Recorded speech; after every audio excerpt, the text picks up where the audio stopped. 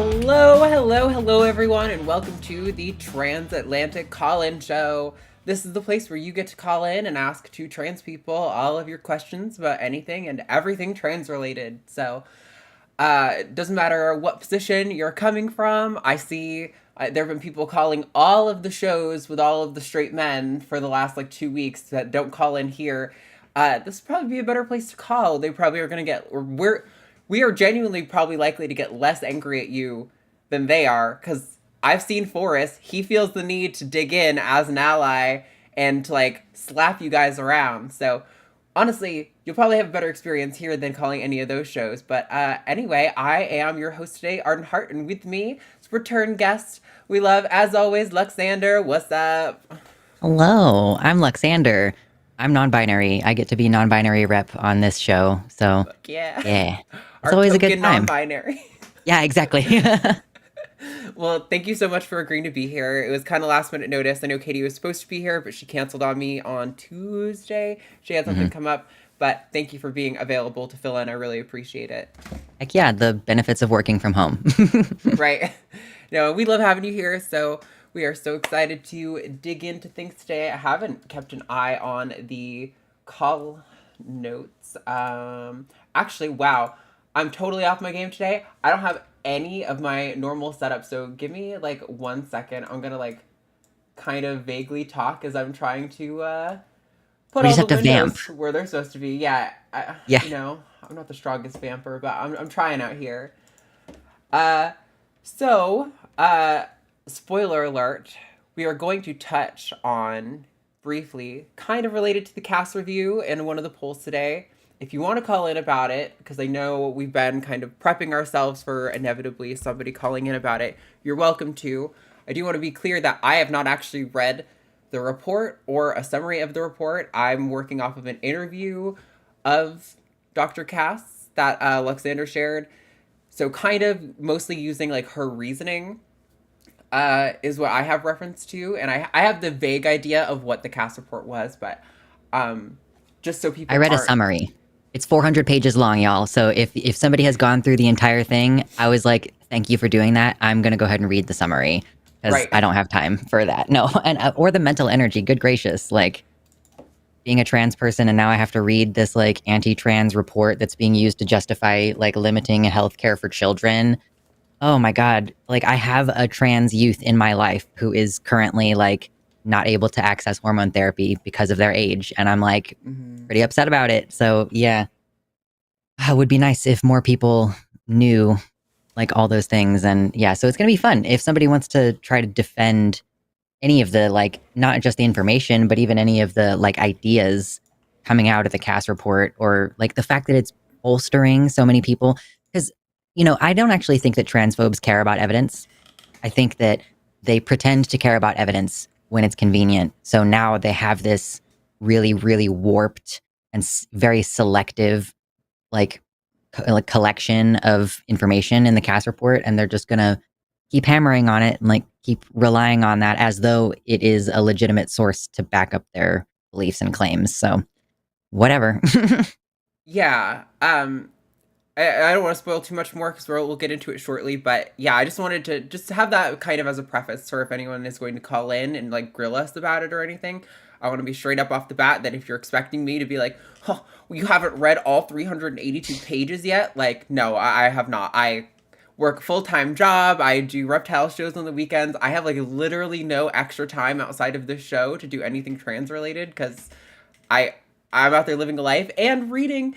Oh my God, like Luxander said, reading fucking depressing trans news during my weekday is just not for me, man. I gotta take care of my mental health if I'm gonna actually live and be a productive member of society. So, but we do have last week's poll we're gonna touch on. So let's bring that up real quick. Last week's poll reads, is anti-trans messaging a winning political message? With 10,000 votes, which I think is quite a bit more than normal. 81% said no and 19% said yes.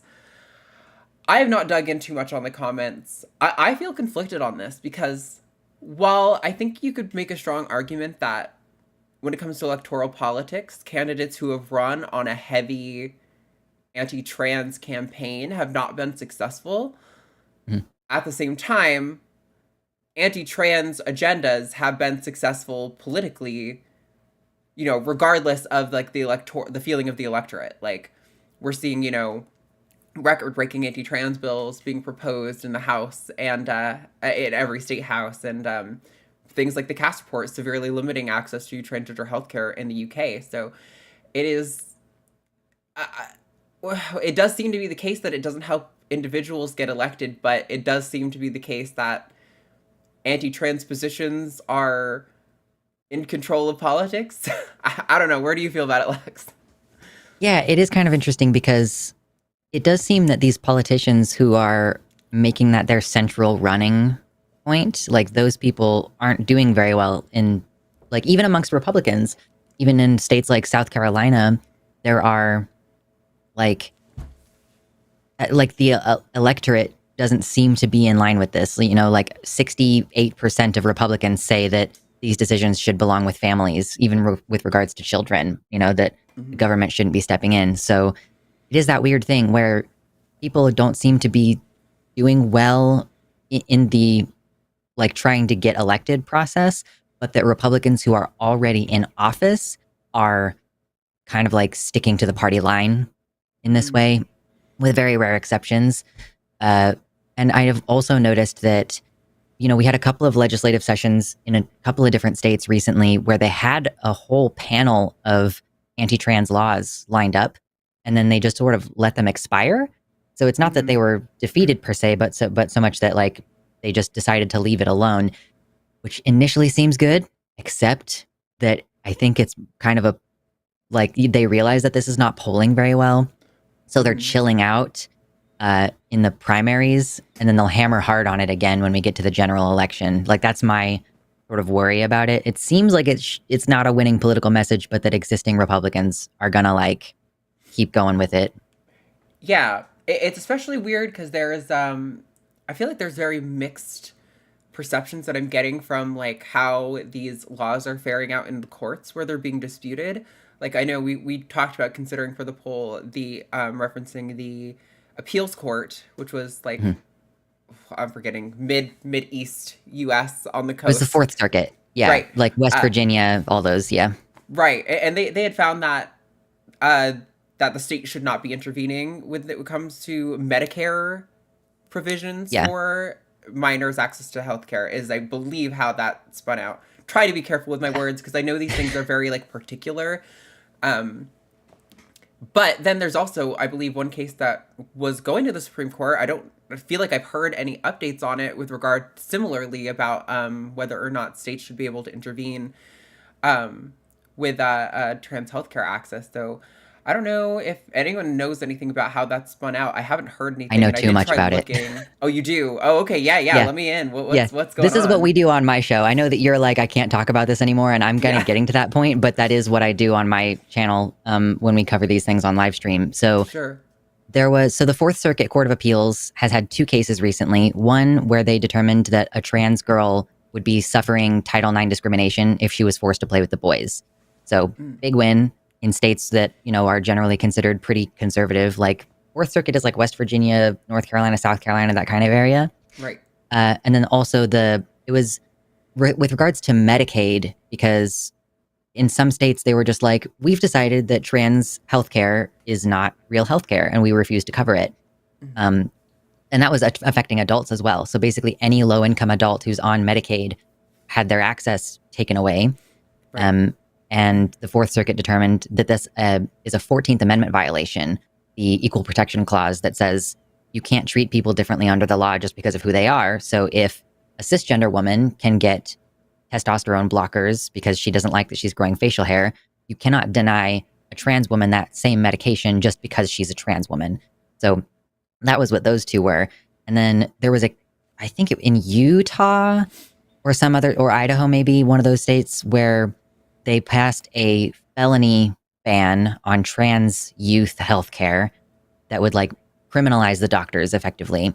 And they tried to put a lower court judge within the state put in an injunction that was statewide that said you can't actually enforce this law across the whole state until we finish adjudicating this in the courts.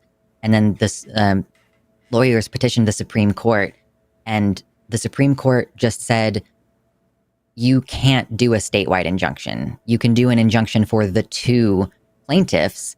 So those two plaintiffs can still get care, which, like, they're minors and they're anonymous in the case, but they will not be anonymous if they're the only people in the state who are getting that health care. Anyway, so yeah, the Supreme Court didn't weigh in on the merits of the case. They just weighed in on, like, apparently it's an overreach of some kind to do a statewide pause on the enforcement of the law. So it's very strange, like, which way it's going to go in the courts, and it's kind of unpredictable how it's going to go in the Supreme Court, because it seems like very clear to me, 14th Amendment, like, bing, bang, boom. You can give cis kids precocious puberty blockers, but you can't give them to trans kids. Seems pretty cut and dry. But then we have the Dobbs case recently, which said, like, oh, abortion isn't deeply rooted in our nation's history, which is false. But other courts are using that as justification to deny healthcare and things like this. So it's weird right now.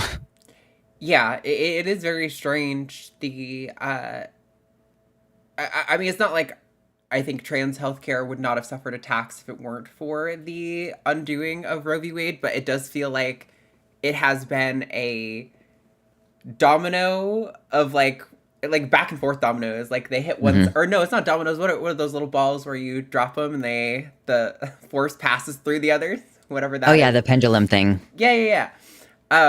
Yeah, the effects on everything is very strange. But this was last week's poll, so if you didn't get involved in that conversation and you want to see what's up this week's poll reads, should trans people be required to answer questions about their sex life in order to access gender-affirming healthcare? So, well, actually, Lux, you kind of helped work out this poll. Do you want to kind of explain where you're coming from on that? Sure. So, most recently, you were talking about that interview that you were reading with Dr. Cass of the Cass Report.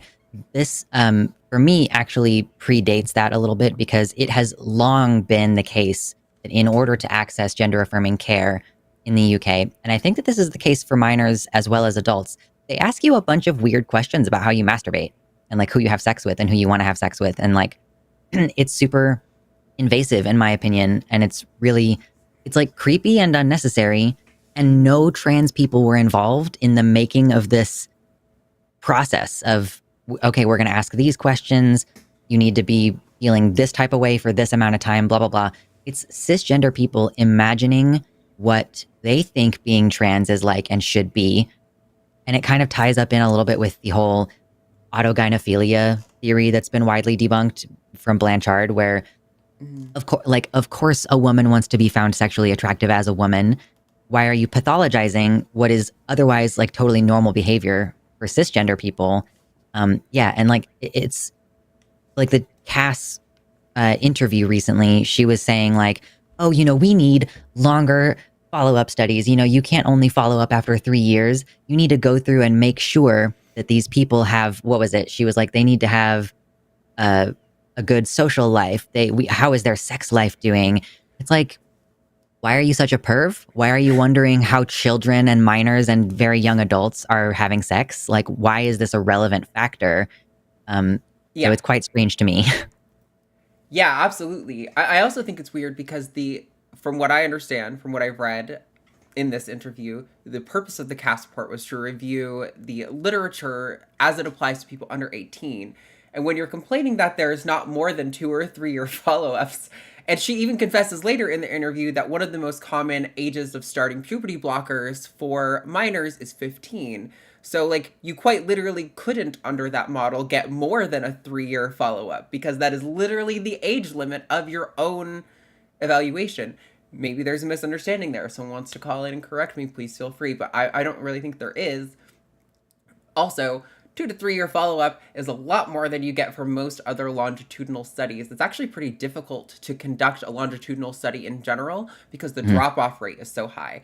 The reliability that your participants are going to consistently respond to your survey over the course of many years is very, very difficult for researchers. So it's largely considered like a golden egg. When I was taking research classes in my psychology degree, longitudinal studies were considered like a golden egg. Like, it's a miracle if you can get them. They can provide so much good information, but they're incredibly difficult to get. And so by and large, we don't really rely on them as a like source of information when making medical decisions. Mm-hmm.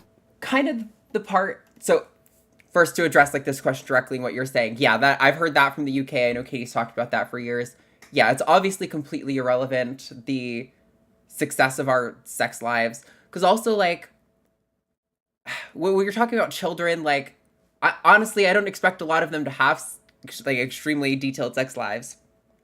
I know that when you're having age appropriate, strong sex education, the age at which people start having sex on average is already getting later. So like, Mm-hmm.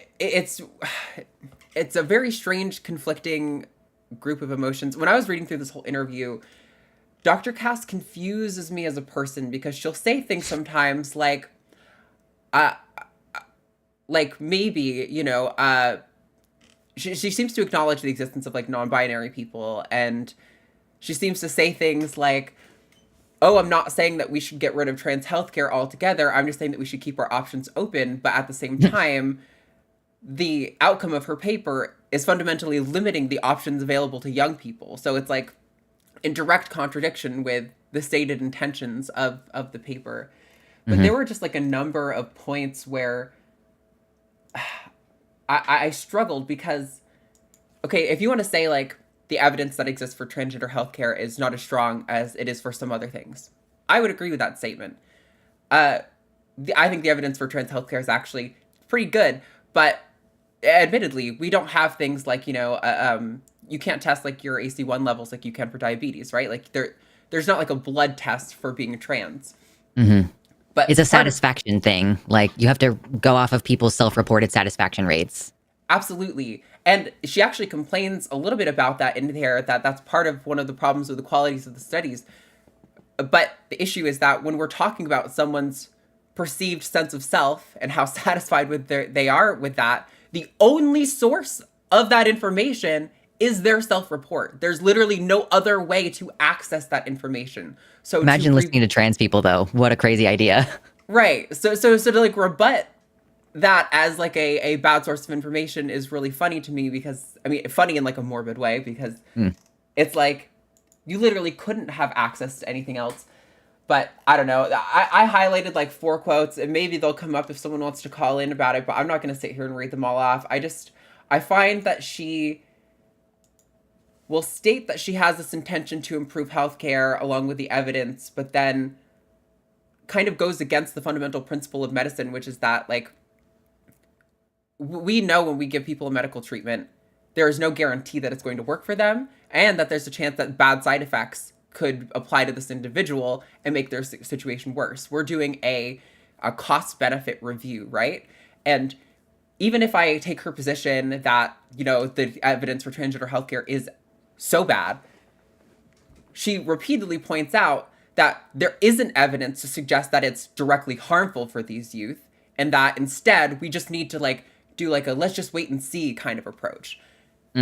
But if we have some evidence for this position making things better and no evidence for it harming people, it would seem that the best medical decision is to go with the available evidence and to adjust our treatments as better, stronger, newer evidence presents itself.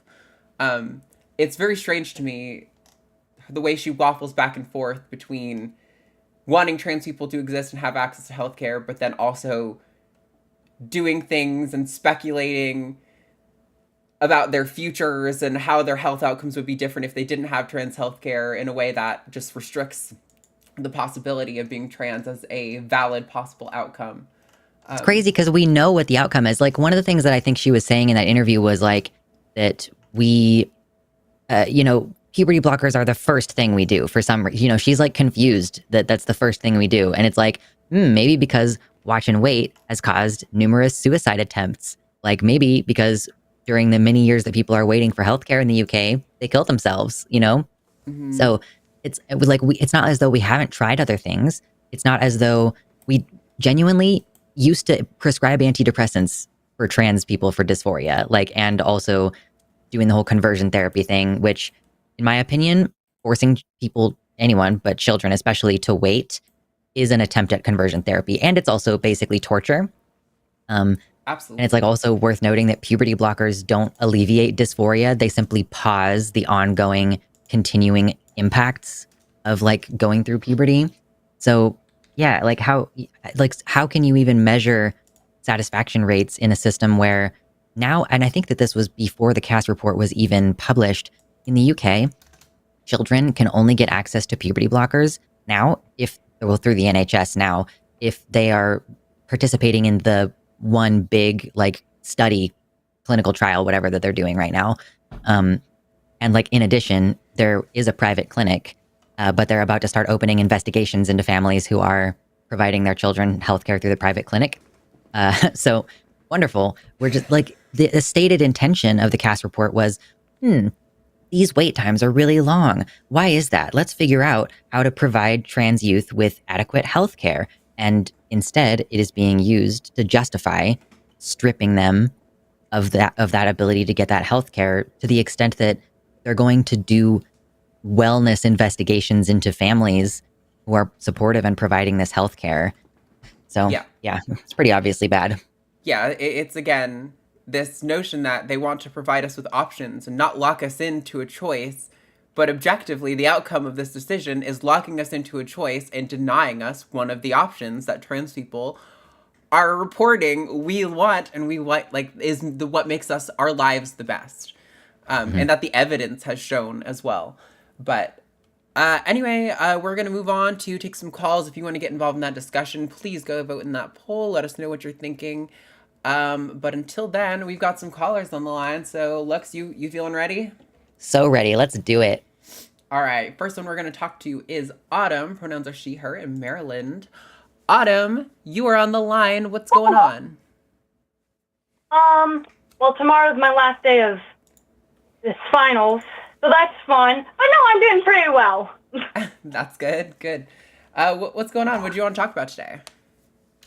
So I wanted to talk about, there's a lot going on in the world, obviously, and there's a lot of potentially negative effects of the upcoming election in the U.S. You know, a big deal. You know, we're just talking about, like, you know, in the U.K. and stuff that's going on. There's a lot of stuff that's going on here that's really bad, you know, for trans people. Because, like, yeah. But anyway, I'm getting sidetracked. I'm sorry. I wanted to ask, kind of the prerequisite question is, given, like, you know, the big one is what's going on in Gaza, and I don't want to get too into it because, you know, I think generally people agree at this point on where that's going. But is voting still important? I have my opinions on that, certainly, but there is definitely a trend of people feeling a lot either apathetic or feeling like, given the current president's actions, that it would be not good to vote. So that's kind of the prerequisite question to get to the kind of main point I want to ask about. Yeah. So I think Lex and I have had a similar conversation before, and I think we might disagree on this. So we'll be interested to see how this spins out because my feelings are always evolving, and I don't know where your feelings are currently. But I struggle with this in my mind. You know, if everyone went out and voted, it would be significantly more difficult for them to undermine the actual outcomes of an election. The numbers would be so overwhelming, it'd be much more difficult to do that. However, I also acknowledge that there are a lot of people who think that, you know, the death of Palestinian children and trans people's access to healthcare is an acceptable trade-off to get old Joe out of the office and put back in Trump and install American values or whatever. So I don't know. I feel pretty strongly that I think electoral politics are. I'm not in any way saying that I think our system is like good or effective or like I don't know enough about politics like theoretically and like across the globe to like make an assessment of ours in relation to like what systems exist. But I do think, considering we live in this system, getting out and voting is extremely important. And I am not in any way saying that I like Joe or his handling of Gaza. But what I am saying is I think Trump would essentially be the same on all of the issues that I have umbrage with Joe on, and would be worse on other domestic issues.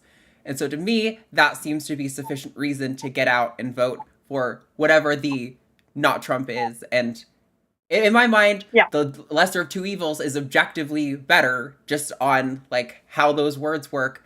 But I'm not saying that I think Joe is good or that I endorse every policy he has, because I know people have been, because I'm in electoral politics, how people have been so fucking on my ass about the Joe Biden thing, which is fair.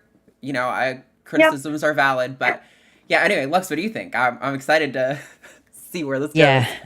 I guess I'm going to basically fully agree with what you just said. Voting isn't in of itself a moral decision. Biden, also human being in a lot of respects. What he's done with Gaza, fucking horrendous. Not great. Don't like it. But if we're doing, just like, Trump would do the same exact thing. I don't think there was anything that has happened that Biden has done in Gaza that Trump would not do. They're both fucking evil on this thing, which isn't surprising at all.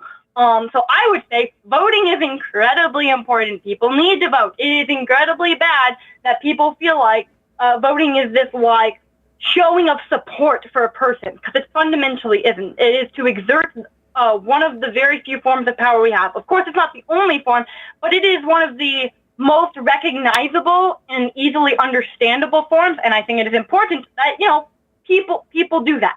I think that's good. My opinion on this has, I guess, softened somewhat. Like, if there are two buses you could take and one of them is going to leave you 4 miles away from your destination and the other one's going to leave you 1 mile away from your destination, you're probably going to take the bus that'll leave you only 1 mile away. And and I also do kind of agree, like, that I don't think that Trump is going to be malleable. Like, I don't think that it's like, Biden is saying now that if Israel commits to an assault on Rafah, then he is going to stop sending them certain weapons.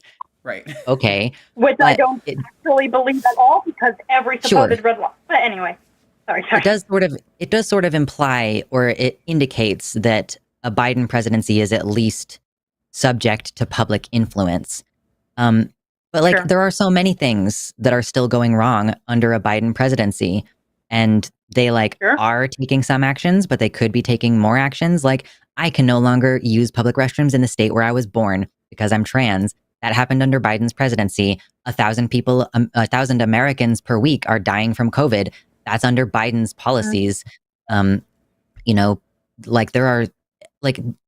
a harm reduction argument to be made. At the same time, I live in Kansas, and my vote, if I vote for a Democrat president, does not matter because of the Electoral College. So I will not be voting for Biden. I think if you live in a swing state, or if you live in what you believe is a secure blue state, I think you should vote for Biden. I think that everyone should go in and vote down ballot, anyone else. But it's so frustrating that, we've been doing this lesser of two evils thing for decades. And we live in a fascist nation. We live in an occupied police state where peaceful protesters are being subjected to police riots. This is Biden's America. I mean, on the protests, obviously the media and the presidency, local politicians, counter protesters, it is designed to make people hate all of this.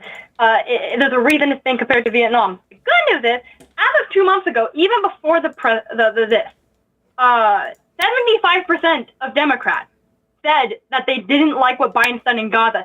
66% called it a genocide. So, on one hand, there's that clear change. I do want to mention, you said, voting in a red state. I would rather lose 99 to 100 than 98 to 100. I think it shows this sort of shift. I get the rationale behind it, but especially if you're already planning to go to the ballot boxes, I think if it's not going to do any harm, but in some vague technical sense does good, then it is still preferable to do that. I think I'd rather do terrorism than vote for Biden right now. Personally for me, it's so egregious, everything that's going on right now, that I don't think that, people say, oh, it's not a moral choice. It's just about getting as close to your destination. And it's on some level, I get that. And at the same time, like, okay, the way that we can exert political pressure is by contacting legislators, but they will ignore you. Like, you can go personally testify in front of their faces and tell them that denying you healthcare would cause you immense struggle and pain and other medical problems. And they'll just be bored looking at their paperwork. They don't care about us. Sure. And so, like, one of the main powers that we are supposed to have is the ability to deny them their vote. But it's a hostage situation because I don't have the ability to deny them their vote because I will be put in a camp otherwise. Like, the idea that I'm forced to vote for someone who is committing a genocide, who is letting COVID rip, like the massive failures of public health. Like, I feel like the conversation being stuck on voting and like repeatedly being told as an anarchist that I need to vote. It's like, can you come up with a different idea?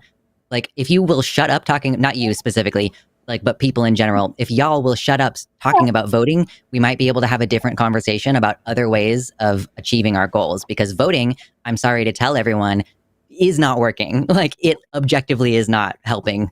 Like, I'm sure that there's harm reduction happening, but like, yeah, I don't know. It's like the gerrymandering and the being like denied an identification and like having voting places closing. Like, I know people say that like if they wouldn't be trying to limit the right to vote so much if it wasn't working in some capacity. But like, yeah, I don't know. Sure. We've just been drifting toward the right like the entire time I've been alive. It's like 30 years of my life watching the country drift toward fascism still. I just wish that the conversation could expand into something else. Yeah, I think part of the issue that it is. Or go ahead, Autumn. No, go ahead, Autumn. I was gonna say that like the only people who I don't fault for not wanting to vote are people who have another plan. Like, for me personally, I see no world in which something bigger succeeds. You know what I mean? Especially against, the United States, right? If you have another plan, then honestly can't fault you for not voting in that case. However, it doesn't seem like anyone else has another plan, right? And I certainly don't have another plan, and I think that, there is some level of which, there's this thing you gotta do what you can. Like, if you can't freaking charge a revolution or something, right? As lovely as that might be, especially if it's a good revolution.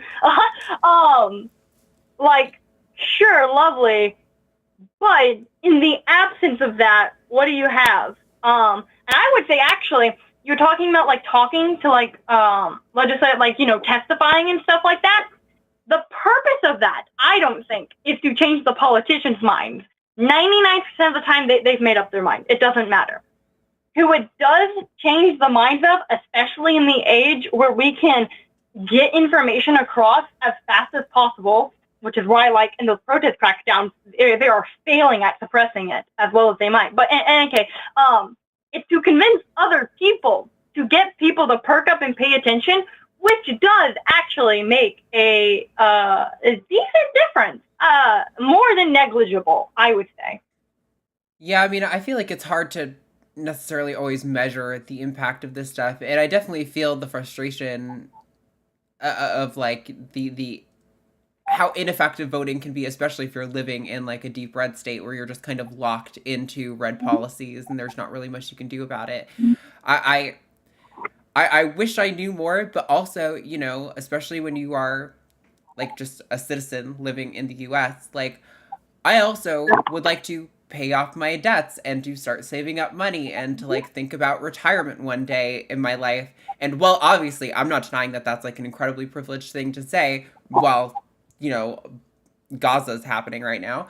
But it's like, what am I supposed to do day to day other than what other people have done, is just live my life, do my job, try to vote and affect policy in what way I can. But it's difficult to be a full-time activist, take care of your mental health, and make sure all your bills are paid. Like, having those three things done successfully. I know Josie Caballeros is like magical girl out here and she does 10 million things, but most of us are not Josie. And that is just like an unrealistic expectation, I think, to have for most people. But it does feel like that is the only way to be a moral person sometimes. Like, the only way to like morally object to Joe and to also be responsible to the people in your life that are directly around you and like actually in your community. It is to be like an impossible person. And I do try my best to acknowledge, you know, the unfortunate futility of our situation in that way, and kind of not to be depressed. Like, I'm not really depressed about it. It's just how it is. Like, I didn't ask to be born into the system, but the system exists nonetheless. And all you can really do is take your best step forward and hope it matters, and acknowledge that probably in the grand scheme of things, it really doesn't. And, you know, I don't know. It sounds more depressing of like an outcome than I really feel it is internally. But I don't know. I don't know what else to say about that. I mean, like, I'm with you. I'm going to be voting, and I hope that, you know, Texas always flirts with blue about 60% of the way, about 60% of the votes in, and then after that it's pretty obvious that nothing's happening. So same thing in Kansas too. Sure. Like all the initial like mail-in ballots come in, and the like early, like, oh, you get like the couple of blue counties. yeah.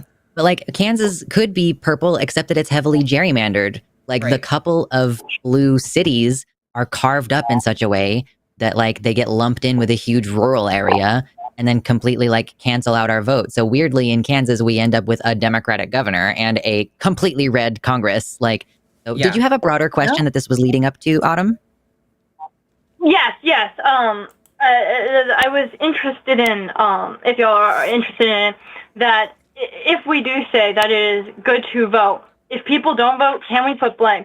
I would have said back in August, back in December, maybe even back in January, absolutely, you can blame people, especially, you know, leftists and stuff who feel this need to like morally position and like, you know, not vote for whatever reasons.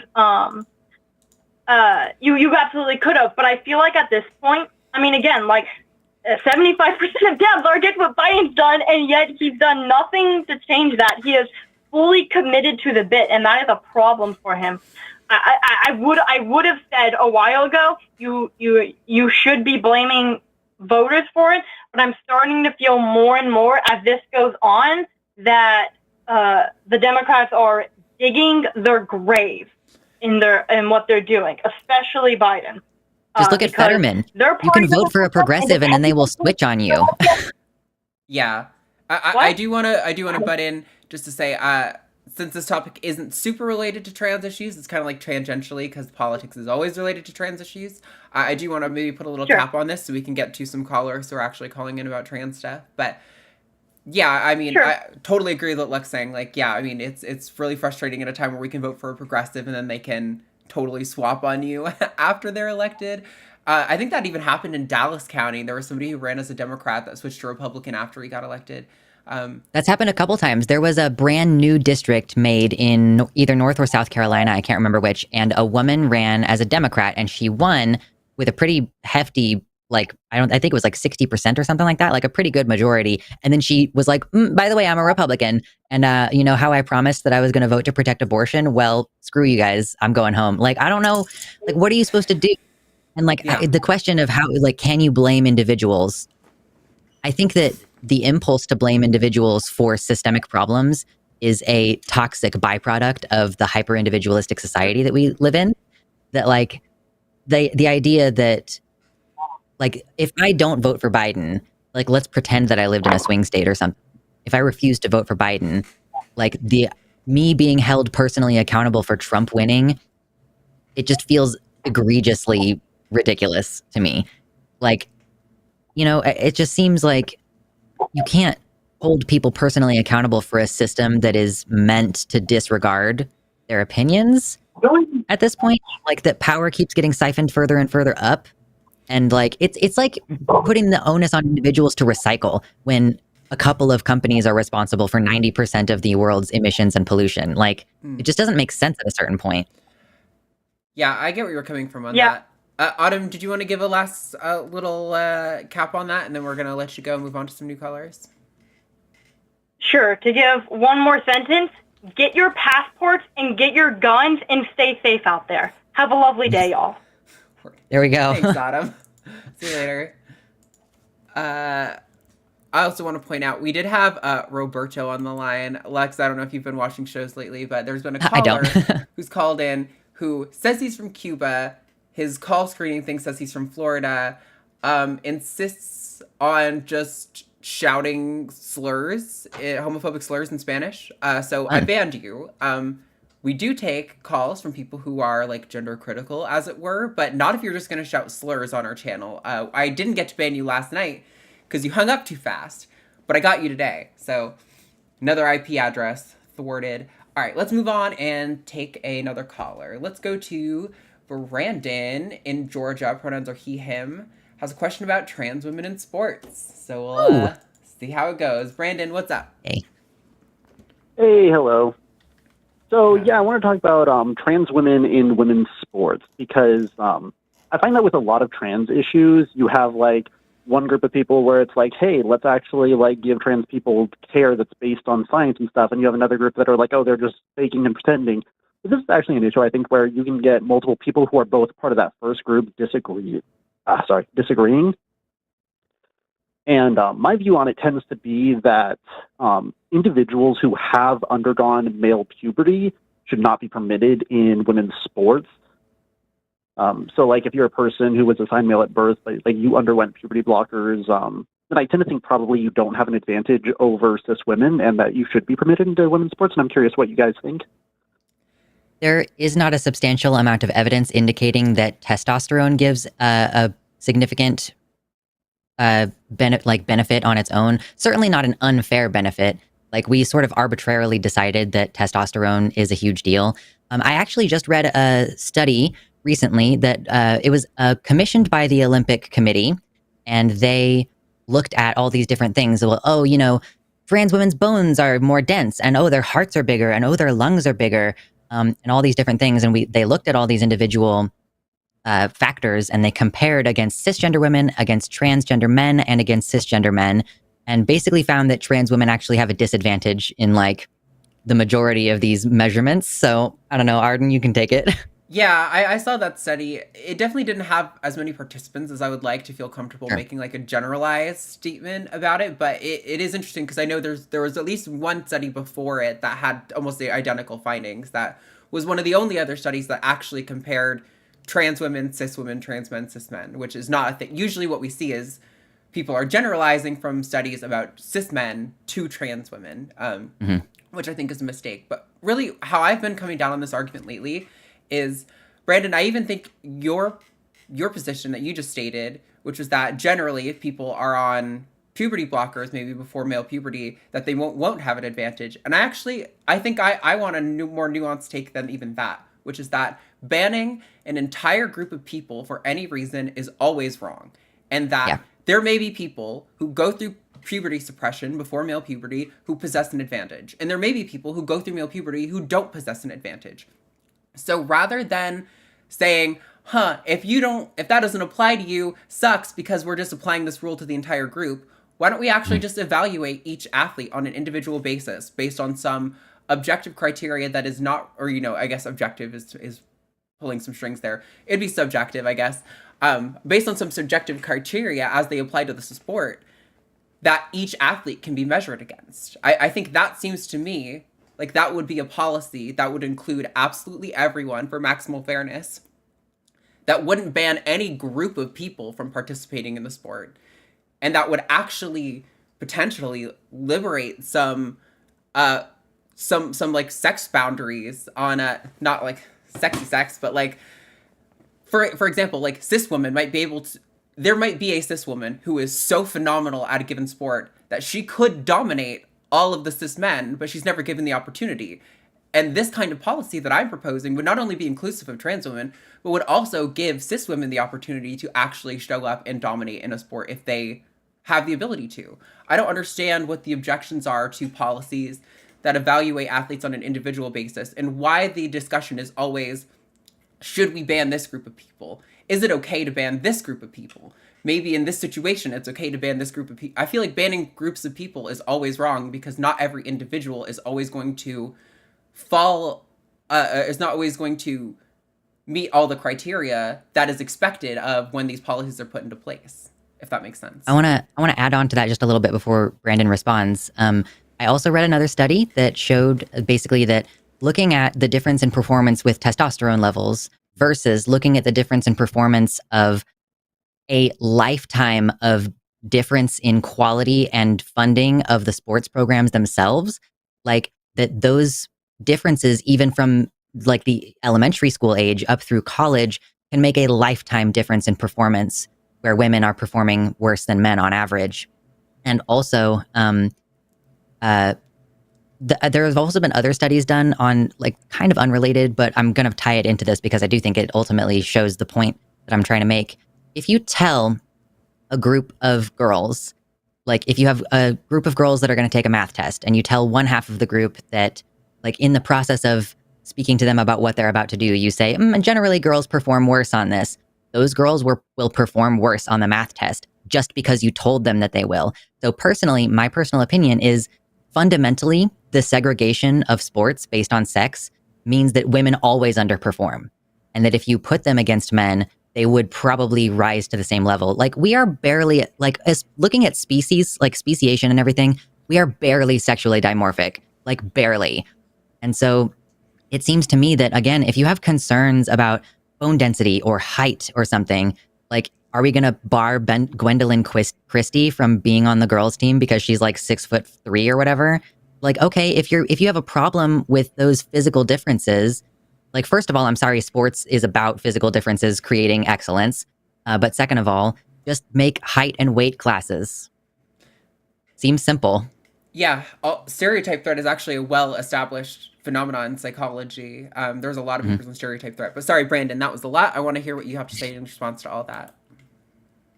Yeah, so there's a lot to dig into there. So let's start with the fact that I'm actually not opposed to getting rid of sexual, segregation in sports. I would actually be okay with just saying, yeah, there's tennis and you just play at the level that you're able to play at. I would be okay with that. And I actually think that it would be a good thing for women. It would do a couple of things. One, it would lift a barrier for trans women, and there wouldn't be this like kind of weird question of, oh, where do you compete? And the other thing is I actually think that it would allow women to compete at a much higher level because, like, if I'm a female playing basketball right now and I'm, like, playing at a professional level, I'm currently surrounded by women who are playing basketball, like, at a certain level. And, like, that's who I'm surrounded with. I'm guarding women who are playing at a certain level and stuff. Whereas if I was playing with, like, just the top players, period, who right now are pretty much all men, like, just being surrounded by players at that level, I think would allow for them to raise to a higher level. And so I think it would be good in that sense. Like, I think we would see women who are playing better. You mentioned, like, a test just on an individual level. Like, what kind of things would you be looking for there? Like, I know you mentioned that, like, a bit earlier in the call. I think it would depend on the individual sport, right? Like, I think there might be some sports where height is more relevant, and so maybe evaluating athletes based on their height is relevant. There might be something about, like, the length of your arms in proportion to the rest of your body. I don't know. Michael Phelps. I think there could probably be a lot of arbitrary factors, things that seem arbitrary to us that upon evaluation maybe are, like, really determinant of success in a given study that have nothing to do with sex, or don't inherently, I should say, have anything to do with sex. That there might be some sort of distribution due to, like, testosterone or something, but that isn't inherently related to sex, that we could actually say, this is the factor. It's not about sex. It's actually this thing that maybe testosterone is, like, tangentially related to, and that would be more, like, equal to evaluate athletes on. To me, that would seem to be the... but, like, I don't... If you're asking, like, if I have specific propositions for specific sports... I don't, because I'm not an athletic person. I don't really watch sports. I'm just coming at this from, like, a philosophy angle, considering maximum inclusiveness with maximum fairness is my goal. I think there's a way to obtain those two things.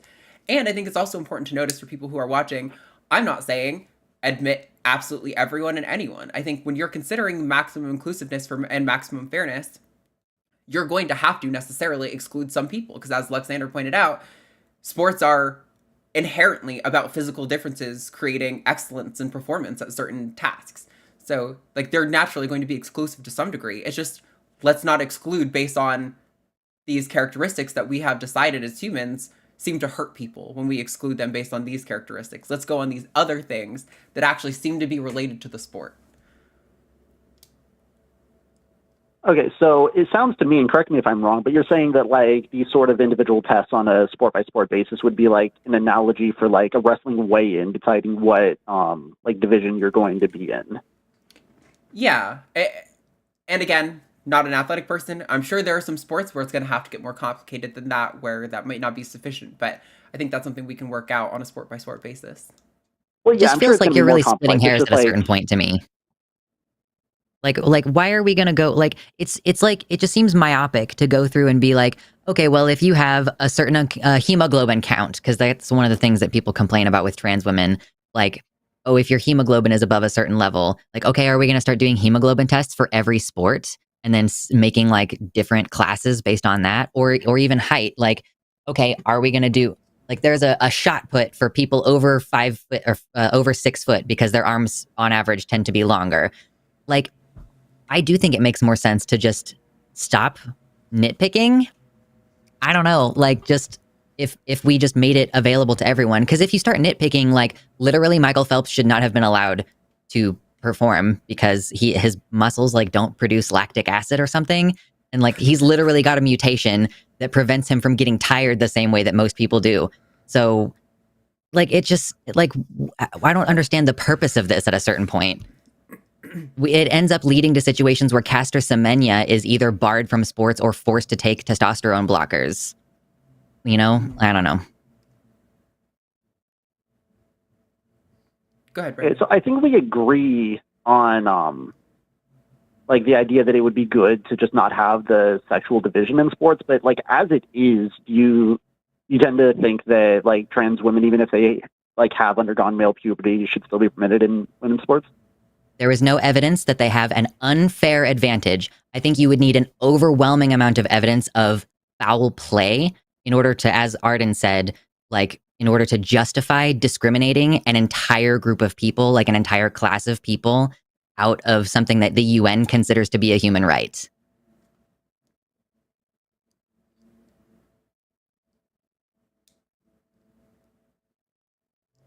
Hello? Still there? Wait, when you say the UN considers it to be a human right, like what specific human right are you referencing? Public participation in sports. Like, it's not like a human right, like codified in the same way that they've codified like the right to food is a human right, but like the international community. It's completely different. Like, if I'm on steroids, obviously I'm not going to be permitted to participate. It's not a human right in any sense that like food and other stuff is.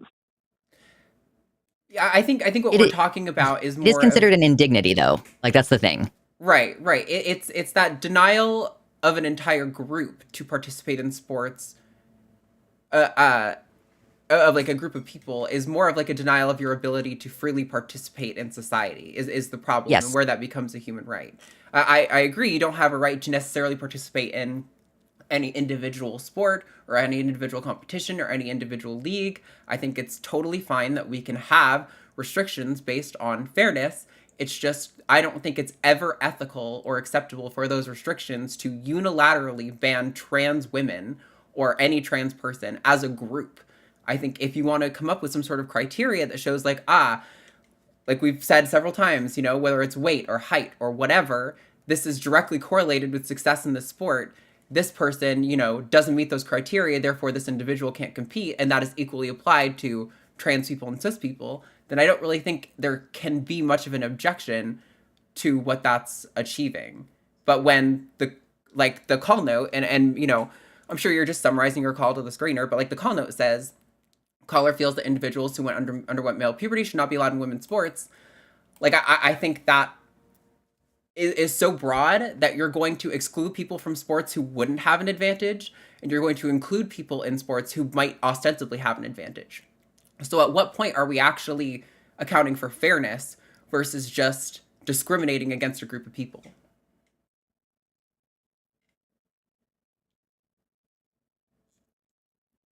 Well, bear in mind that I'm not saying that individuals who underwent male puberty should not be allowed in sports, period. No, you're just saying that they shouldn't be allowed to participate with their sex class. Like, do you have any evidence that there is actually any kind of advantage that trans women have?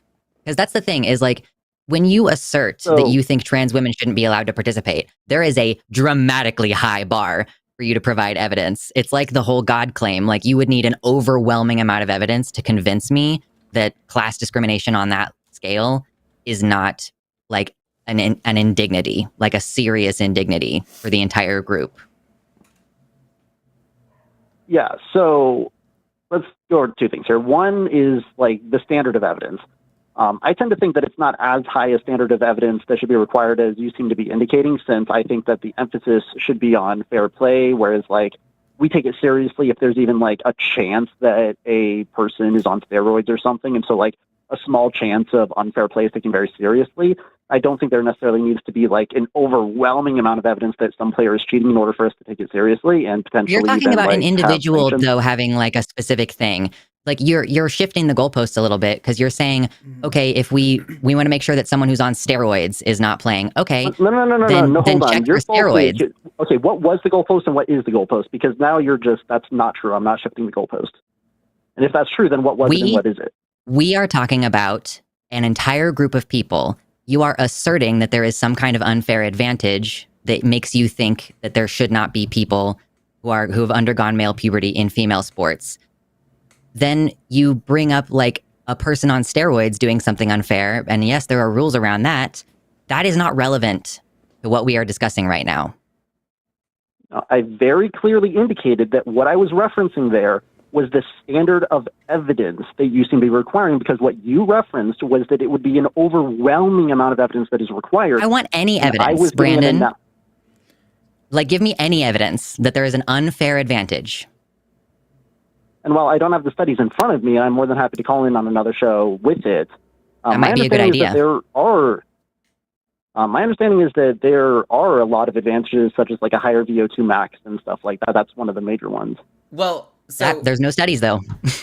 So Brandon, my understanding, and this is kind of what we were talking about at the beginning too, about how there are some newer studies that are actually starting to compare cis women, cis men, trans men, because a lot of the studies that purport to demonstrate some sort of physical advantage of trans women in sports, and it maybe the one you're talking about doesn't do this. I don't know the specific study you're referencing, and I'm happy for you to call in again next week and submit like some sort of paper or something that you might have. A lot of the studies evaluate cis men versus cis women, and then make the presumption that the facts that apply to cis men must also necessarily apply to trans women. And the newer studies that are evaluating cis men and cis and trans participants individually seem to show that that's actually a mistake to assume that the facts about cis men apply to trans women.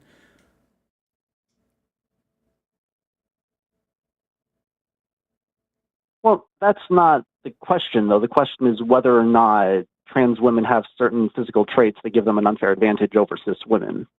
And all of the available evidence that studies trans women specifically shows that they don't. So if you would like to call back next week with some studies that demonstrably show that transgender women have an unfair advantage, you're welcome to provide that evidence. But again, it's going to require like kind of a lot of evidence, because again, there are cisgender women who are just as tall as trans women. There are cisgender women whose hearts are just as big. There's cisgender women who have just as much like bone density as someone who's gone through male puberty, like and hemoglobin. Yeah. Yeah. Are they checking their testosterone levels when they were a teenager? Like, are you 100% positive? Oh, should we not allow cisgender women who have polycystic ovarian syndrome and therefore a higher level of testosterone? Like, should they not be allowed to participate because it's unfair to normal women? This is what I mean about like evidence.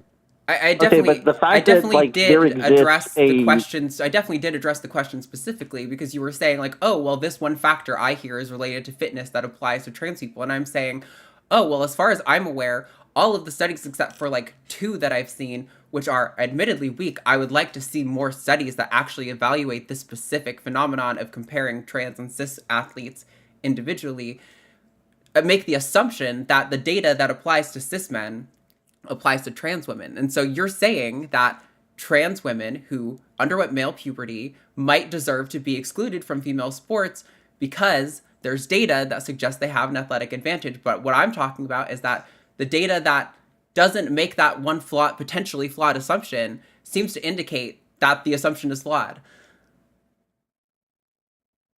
Well, okay, so one thing. I think that it's wrong to say that, oh, there's women who do have just as big a hearts and therefore there's not an advantage there. Why? Because, like, there could be men who are not on steroids who have, like, all of the statistics that I do on steroids, therefore I should be allowed to compete on steroids. And that's obviously a very bad argument. Wait. Can you explain to me what you think that pointed out? I'm a little... I didn't follow what you thought that pointed out. I want to take a note on that. Okay, so if there are women who have, and it doesn't have to be being trans men, it could be anything, but we're asking if factor X gives them an unfair advantage. And factor X, we're claiming that it gives them like a bigger heart and a higher VO2 max and stuff. And so the question is, does factor X give them an unfair advantage? The fact that there are women who are not a part of factor X who have just as big a hearts and just as high a VO2 max, I don't think is a good argument for factor X not giving an unfair advantage. And whether factor X is being on steroids or being a trans man, I don't think makes a difference there. We still have to evaluate it like on its merit as to whether or not it gives an unfair advantage. Okay, so I think I followed. So this kind of gets back to what I was saying initially at the beginning of the call, which is that, like, I kind of am objecting to the notion that any group individually should be categorized as having an unfair advantage. And I think we need to start evaluating athletes on an individual basis for factors that apply to sport. Because I agree, there can be cis men whose all their vital signs are identical to yours on steroids. And there can be cis women who outperform every single trans person ever, every cis man ever. And that shouldn't be a reason to ban them from participation. So why should the argument ever be? It sounds like it's confusing to me that you are even like having a contention with my position, because it sounds like you're advocating for the exact same position that I am, which is that the barriers in sports seem to need to be about individual athletes meeting specific criteria rather than what group they might happen to belong to. Well, yeah, sure. Ultimately, like, in terms of what, like, your ideal image of sports and my ideal image of sports, I think those are largely the same. But, like, within what we have right now in terms of whether or not, like, certain individuals should be allowed to compete in certain areas, I think that we differ. But I think definitely I'll need to call back in. I just want to ask you a question, Brandon. So do you believe that, let's focus on one variable, like the heart size or the hemoglobin or whatever. So are you saying that a cisgender woman with a larger than average heart does not have an unfair advantage, but that a transgender woman with a larger than average heart does have an unfair advantage? So that, I think it's very possible. And so it's just like, I think that, so it's for the same reason that I think that you could have, let's just take bodybuilding. You could have a man who has like a very high muscle mass, who just happens to have a very high muscle mass, and I might think he doesn't have an unfair advantage, and another person with the exact same muscle mass who's on steroids, and I think he does have an unfair advantage. And it's that extra factor. It's not the ultimate end result. It's that factor that has the potential to give an unfair advantage. Okay, but there's a difference between somebody taking a drug to enhance their performance and a person being a part of a class of people, right? Do you think that a cisgender girl who had a PCOS and higher than average testosterone when she was 15 years old has an unfair advantage?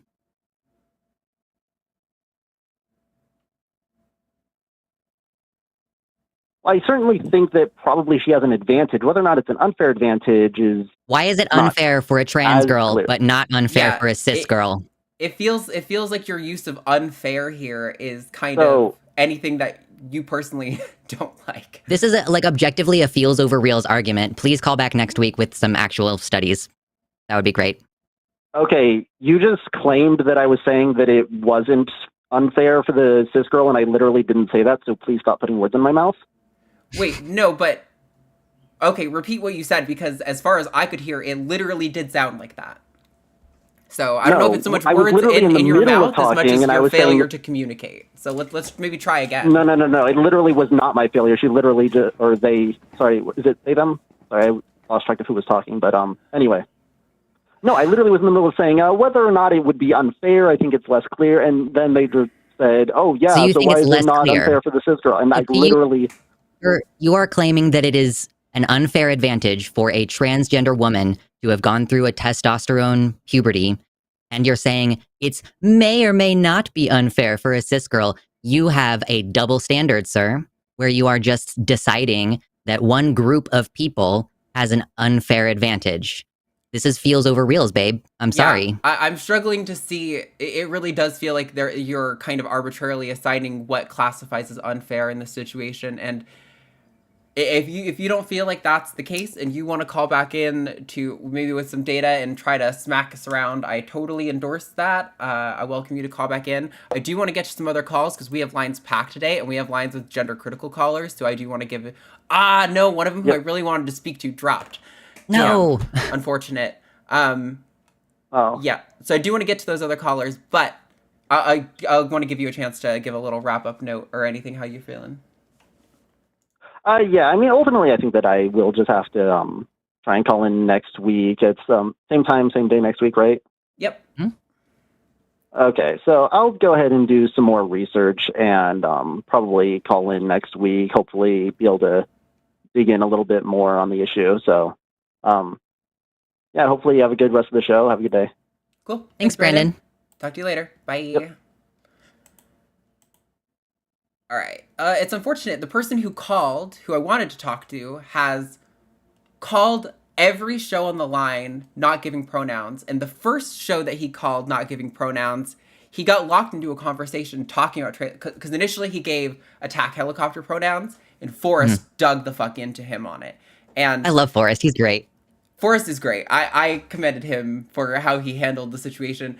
And I was really excited that he finally called into this show and that we could talk to him, but it seems like he did not want to wait in the queue.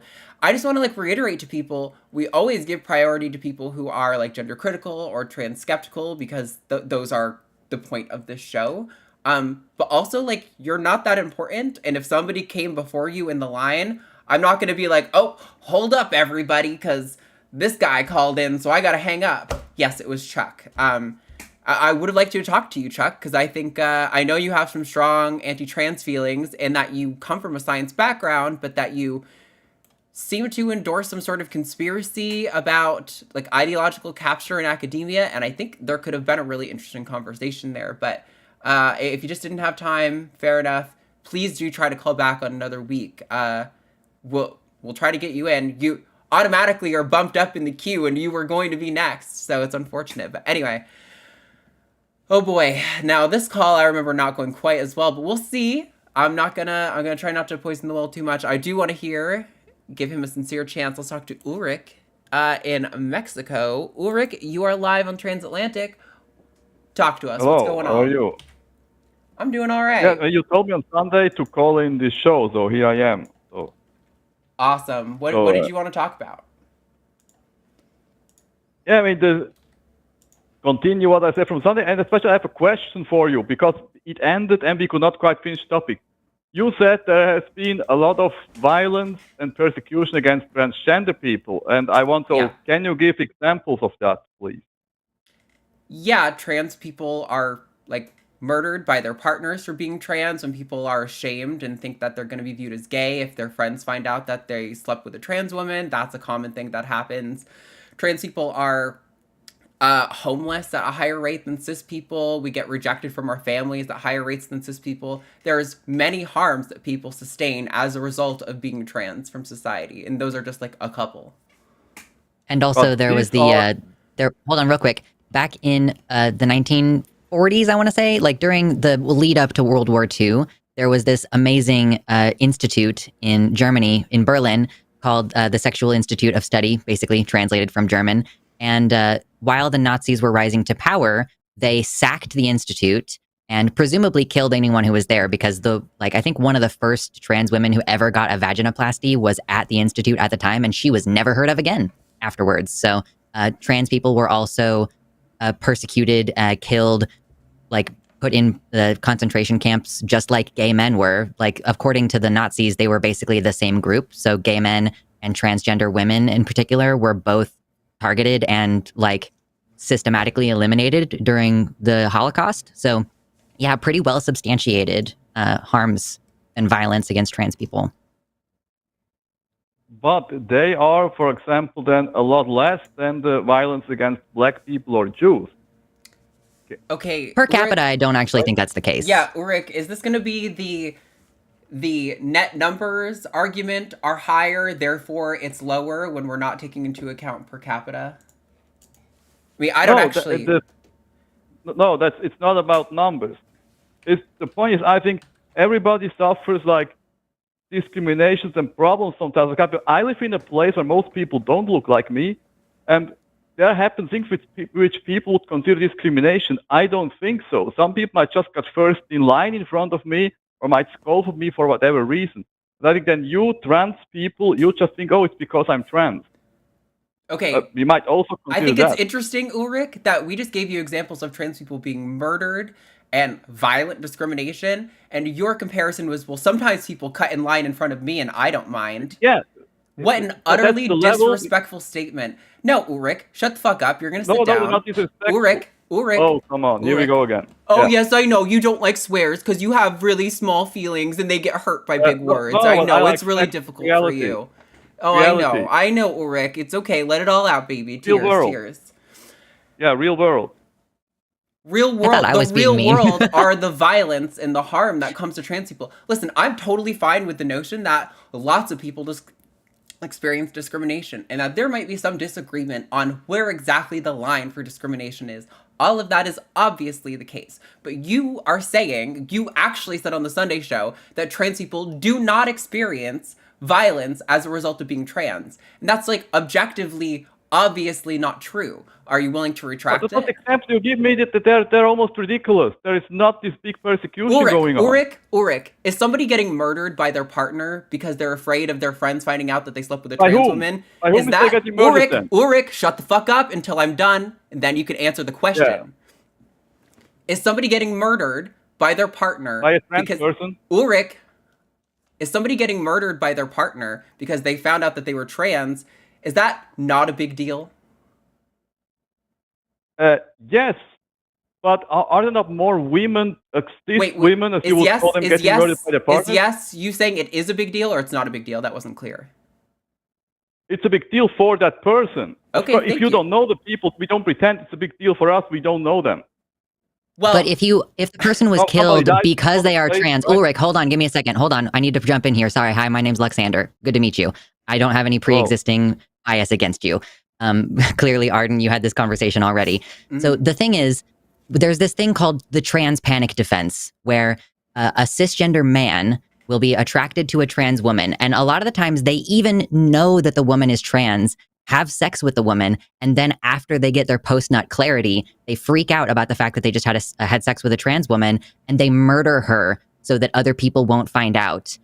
That is like, she was killed because she is trans, because of a societal view that being trans is a bad thing. And that happens to like a couple of dozen trans women per year in the United States. And like, that's only in the United States. And also if there are only like a couple 100,000 trans women in the country, that's a fucking big number of people to get murdered for being trans. Do you have any response to that? Yeah, it's tragic if that is really true. I would have to investigate whether that's really the case. It's the first time I hear that they get murdered. Sure, yeah, just look up trans panic defense. Okay. So, sorry, go ahead, Ulrich. The point is, we talk about like persecution and violence and human rights and stuff like that. And for example, when I talk about human rights, I think of really serious issues like people needing food and don't get food, don't get medicine, stuff like that. But for you, it's not getting medicine. That happens to trans people a lot, actually. Yeah, not being denied medicine happens all the like time. People getting murdered. That's not serious. People get murdered for different reasons, but there is not this epidemic going on that trans people are getting murdered by the big numbers, right? So there's a persecution. Baby, you just said that you need to look up. Baby, you need to look it up. Okay, Ulrich, I need you to look that up before you make a definitive statement that there is not an epidemic of trans violence. What about before, I guess. So an article that was released in November 20th of 2023 said that between November 20th of 2022, 33 trans people and gender non-conforming people were killed by violence specifically for them being trans. And that's in a report from ABC News. Violence You also by think that whom? trans people, do you think that trans people being denied medical care is not a human rights violation? Because that's happening like all over my country. Also, why does by who matter? Does it matter who kills you because you're trans? If yes, I get killed, they're no, also Ulrich, trans, shut the then fuck up. Ulrich, trans people are not for violence over people. Ulrich, I'm gonna win. I run this show, baby, so shut the fuck up. I know. Yeah. Yeah, good. Yeah, I know. You want to be my little bitch. That's why you came back for it, right? Yeah, no. Why does it matter if I like get to talk murdered? about Ulrich, stuff shut the maybe fuck too. up. Ulrich, shut the fuck up. If I get murdered by Dialogue. my sister because I'm trans, is that less bad than if I get murdered by my boyfriend because I'm trans? Why does who matter? Why was who a question you asked at all? I don't see why that's relevant. Yes, it is, because if there is just a lot more violence within the trans community by trans people to trans people. Oh my then god, you're who is doing the black problem? on black crime argument, but for trans people. Ulrich, I don't care about you are your not racism in the serious. country. Ulrich, please, you are really not serious. I think it sounds like you Why just do you got call in. me that now? Ulrich, it sounds like you just got into the gender critical cult. So why don't you cook on it for a little time, get to like level 3 on the gender critical cult, stop using like the baseline arguments, and then call back in when you've evolved your argumentation skills a little. Because right now you are like so detached from forming rational arguments on this. You're asking questions like who, which are like so irrelevant that it's embarrassing and it's a bad look for gender critical people. And you know me, I'm the best gender critical ally. I want you guys to have good arguments. So let's either try a different argument right now, or you can go research that one, come back with some numbers and try again. Okay. So then, what did you just talk before? So you want to destroy women's sports, basically. Can you pick a topic? All right, No, Ulrich, pick a topic and stay on it. If you want to talk about how trans people are not being discriminated against. Okay, what's the topic? Ulrich, I can't wait. Okay, I'm gonna need you to go rewind through that entire call we just had on women's sports and point to me to the part where I said I want to destroy women's sports. If you do that, I'll concede you're absolute. Oh, I didn't say that? So why the fuck did you bring it up, Ulrich? Yeah. Why the fuck did you bring it up? If I didn't say anything even remotely close to it, why did those words leave your mouth? But you said instead of having the difference between women and men, it should be between just weights and strengths and stuff like that. Ulrich, okay, no, Ulrich, I'm gonna stop you. Okay, listen, Ulrich, you're muted. Listen, baby, you're too fucking stupid to engage in this conversation. I'm gonna be straight up. You wanna call me all ableist or whatever, go for it. Because right now, Ulrich, you are literally incapable of comprehending the arguments that were said. Your representation of them is so removed from the actual words that were said that it's embarrassing for you that you have called in publicly to actually say these words out loud. If I was you, I would be ashamed of ever speaking in public again. It's so humiliating. So how about you, like, go to school, get some education, and then come back when you're not quite so you. Okay? Thanks, baby doll. Talk to you later. Listen, the caller before Ulrich, I don't know if they consider themselves gender critical. They clearly don't agree with our position, and I thought we had a good, productive conversation. There was a back and forth. He pushed back on what we thought. I pushed back on what he thought. So before people go, oh, Arden just doesn't let people speak. She's so mean, because I know we get these comments every fucking week. Like, I feel like I was meaner to the previous caller. Like, I was like getting spicy with it a little bit, but like, Sure. Yeah, that guy, obviously you like were very frustrated with a prior conversation as well. Like you brought in, like both of you brought in a prior conversation to this today. Yeah, and I am totally open for a discussion on trans sports or whether or not trans people face discrimination. But if you are going to misrepresent the words I say as, so you just want to destroy women's sports, you're not ready for this conversation.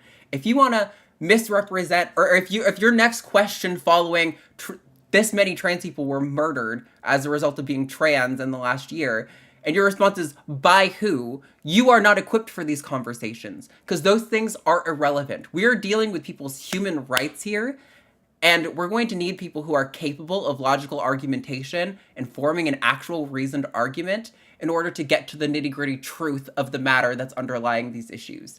And that's the reason that I'm here. I'm not here to let every dumbass who has a cell phone come on and say some words, okay? This is not just a thing to do. This is not like a funny bit for your friends. This is actually a serious matter to me.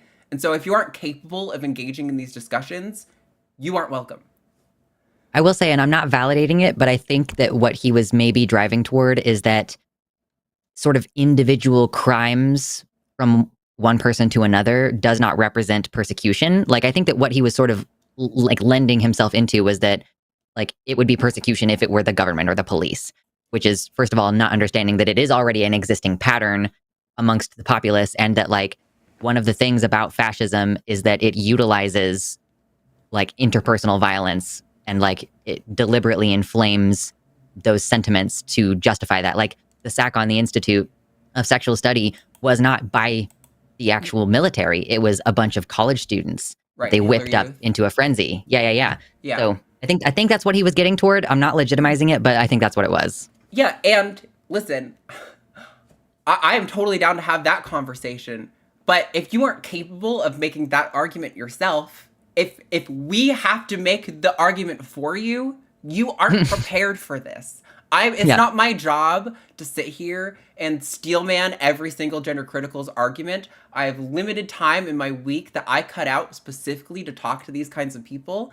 If you aren't capable of making the strong argument on your own, that's not my problem.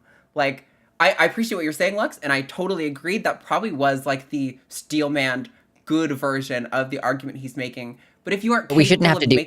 I'm not going to do your homework for you. If you aren't capable of making the argument, that's not my problem. All right, we have one more call that seems like it's not. I don't know if they're gender critical. We'll see how it goes. I'm going to talk to Aaron in Indiana. Pronouns are he, him. Aaron, you are live on Transatlantic. What's going on? Hello, Aaron. Can you hear us? Check that you haven't muted your phone with your face. I do that all the time. Oh, very sorry about that. There we go. Hello. I just want to make completely clear that I'm not making because I've watched these shows before. I just want to make absolutely clear hold gender critical beliefs. I just thought that this topic would be totally related and it might be useful to the conversation because I personally do not believe that trans women are biological women. I'm not saying that I believe that trans women are not biological women. I guess I just thought that I might like to know what the explanation is that they are biological women. I have no issues with calling transgender women women, like as a social role. I just don't understand the biological women concept. So I think the way I would want to start this is understanding what you are meaning by biological women, because I don't know that I have ever claimed that trans women are biological women. I think I've heard arguments out there, and I think there are some reasonable arguments that could frame it in such a way based on certain definitions of biological women. But people mean different things when they say that. So I'd like to know what you mean, Aaron, by biological women. Okay. I'm actually personally ignorant of what I would exactly consider a biological woman. So I think I probably am going to have to call back another time because I had been watching previous transatlantic call-in shows, and I had heard callers and you would ask them whether or not they consider themselves biological women, and they said that they did, and that just didn't get challenged. And I didn't quite understand because I know that the conversation is about transgender women being, socially women. So I don't have that argument. I wasn't here to give any pushback. I just wanted to, if that was what you believed, I wanted to understand why. So I think I'll probably just call back another time. Well, hold on. Let me jump in real quick. Yeah, let's do a little. We can still make this useful. Yeah, we can still make it a useful conversation. Like from my perspective, I view sex as being defined more as like a cluster of characteristics. So, if we say like male is you have testosterone, you have a penis, you have testicles, you have a beard, like all these things, you're more muscular, you're taller, whatever, blah, blah, blah. Like on average, all these things, like all of those different characteristics kind of together represent what we consider to be maleness. And then like similarly for femaleness. So let's like focusing in on that, our trans women, biological women thing. So let's say a high voice and breasts and a vagina and like, I don't know, certain reproductive capabilities, like all of those things we tend to sort of group together in a cluster because we tend to see them bimodally distributed this way. But if a transgender woman, like if she starts out and she has testicles and a penis, but she gets them removed, then she has at the very minimum reduced her number of male characteristics. We can give her a vagina, like so that's a female characteristic. We can't give her ovaries. So in one way she kind of remains non-sexed, we could say, like a sort of in the middle there. But if she can have breasts that she grew herself, and if she has a high voice and like she looks like a female and she doesn't have a beard and like all of these other things that we put in that category, if a transgender woman goes through all of these procedures and everything, and the only things that she doesn't have are ovaries and XX chromosomes, then I personally believe that she has changed her sex. And that for most intensive purposes, like if a cisgender woman is born and she has, what is it called, Klinefelter syndrome, where she has XY chromosomes, and maybe let's say that she has internal testes instead of ovaries, so she has like the same characteristics as a trans woman, but we seem to not have a problem considering her biologically female, like for most purposes. So that's just my take on it, that like through the process of transition, we render ourselves a different sex than we were born. Does that kind of make sense, Aaron? Yeah, I think so. If I could piggyback on it just a little bit, I was just editing a clip yesterday of a similar call where the caller was actually taking positions on this, and I think that can help kind of elucidate where we're going. If you're saying that, and I realize you want to go do more research, think about it, and call in more, so that's totally fine. I'm not trying to like laden you with this is your definition and that's what you have to stick with. I'm just trying to work with hypothetically here. If your definition of biological female is someone who's assigned female at birth, I don't think there's a single trans woman out there who is saying that trans women and cis women are the same. I think there's lots of trans women who I understand. Okay. No, go ahead. That's kind of what I had thought, because that's what I had, heard online, and I was completely on board with that. And then I just heard, just a caller call in, and then I had kind of been like thrown through a loop, like, oh, I didn't know what the explanation for that might be. And I think that it would be, if we're just defining people like biologically as women or male for like, medical purposes, like if a transgender woman, like with the hormones that, she's taking, if it interacts similarly enough, like medications, if they interact similarly enough in her body than to a cis woman, then I don't see why you wouldn't necessarily call a transgender woman a biological woman. It's just a concept that I'd never heard before, and I thought that was a position that that you two held. So that was my mistake. That is the case, actually. If a transgender woman has normative cisgender levels of estrogen, she will respond to other medications with the same response that a cisgender woman would have. Like cisgender women have like a certain cardiovascular risk, and when trans women transition with hormones, they have the same cardiovascular risk as cisgender women. So for most medical purposes as well, they're basically the same. Yeah, I think part of the problem... I'm atheist, so I don't. Go ahead. I'm atheist, so I don't believe that there's like a soul. So if that's the case, then I wouldn't have an argument as to why transgender women couldn't biologically be considered women. So that's just my. Cool. I think part of the issue is kind of the term biologically is so loaded, and which is kind of why I wanted to make that distinction between like there are no trans women who are saying they're cis women. Like we acknowledge that it's just like sometimes the the differences that people want to focus on, they kind of come in with this presumption that there's like some sort of like objective womanhood and that you don't meet it. And I'm not sure that premise has like really been justified.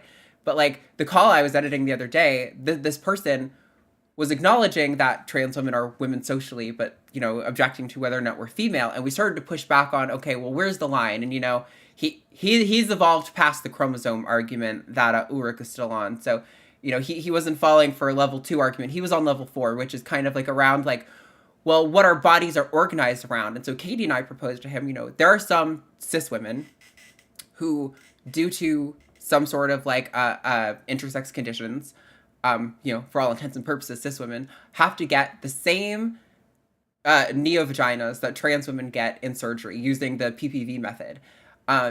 In a situation where a trans woman and a cis woman have identical breast size, identical vaginas, identical everything else, what is functionally the anatomical difference between these two people such that we can say one is a true woman and one is not, right? And this person made the mistake that it's not the first time I've heard it, although it is appalling every time I hear it. The argument was that cis women have a higher percentage of mucosal lining on the cell walls within their vagina. And so his definition of biologically female functionally became like a threshold of sufficient mucosal lining, which I think is so obviously absurd. And I think, if I remember correctly, reminds me of the previous call. I think if I remember correctly, he even acknowledged that wasn't really his definition, that clearly he'd been pushed back and to the point of absurdity and kind of things like that. So I think it's important to really nail down exactly what you mean by biological female or like natal female, because I think these terms tend to come in with a lot of loaded presuppositions that people haven't actually thought through or justified. And when you start picking away at them, they naturally have to move the goalposts back further and further till their arguments kind of end up in absurdity. So, yeah, I would definitely, I'm not trying to make you change your mind or change your position, but just maybe dig down and think a little bit more deeply about what biological woman means to you and maybe where you fall in that argument. Okay, I just had two last thoughts, and through that conversation, it reminded me what had prompted this, and I think that I was listening to an earlier live stream, and I think the not the caller, but the podcaster was talking about how people were being reductive, and like they were saying that, being transgender, it's all about, all about genetics, and then somebody said it hurts to be too reductive, and that's where the argument that sex is entirely related to genetics. That's, I think, what prompted me to make this call. And then the second thing is, do you personally have any suggestions for resources on if I were to do my own research? Otherwise, I'll just find it myself. It's not a big deal. Yeah, I have offered resources to people in the past, although I think they admittedly are starting to become out of date. I see lots of new research popping up that I don't have access to because I no longer am a student who has access to research libraries. You can check out, there is a really good thread on Reddit called A Comprehensive Defense of Trans People by user Musicotic. If you want to rewind and watch this after to get that back, A Comprehensive Defense of Trans People by Musicotic on Reddit. They have compiled like a boatload of studies and kind of like what arguments they address and what arguments they support. Although I think some of those studies are weaker on their evidentiary status, and I think there are other studies out there that support it. Also, both of the National Trans Center for Equality studies are like two of the, well, I think only one of them is actually fully out. The other one is coming out shortly. But they have like the largest sample sizes.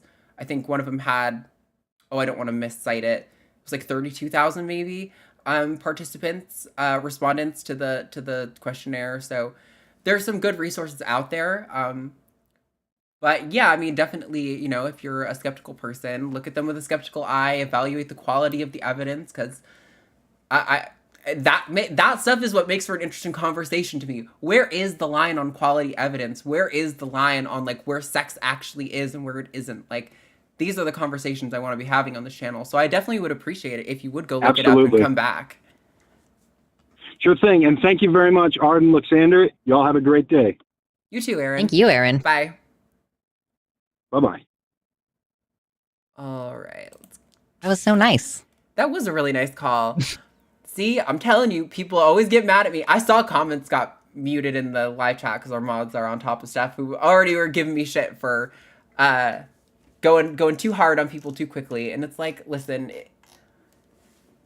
something that Matt and Jimmy say all the time that I really resonate with is, if you think you can do this better, go do it, and do it better than me. Because if you do it better than me, then trans people achieve rights. And that's what I want fundamentally. If you make me irrelevant, that would be ideal for me, so I can go on playing with snakes every day and stop doing any of this bullshit.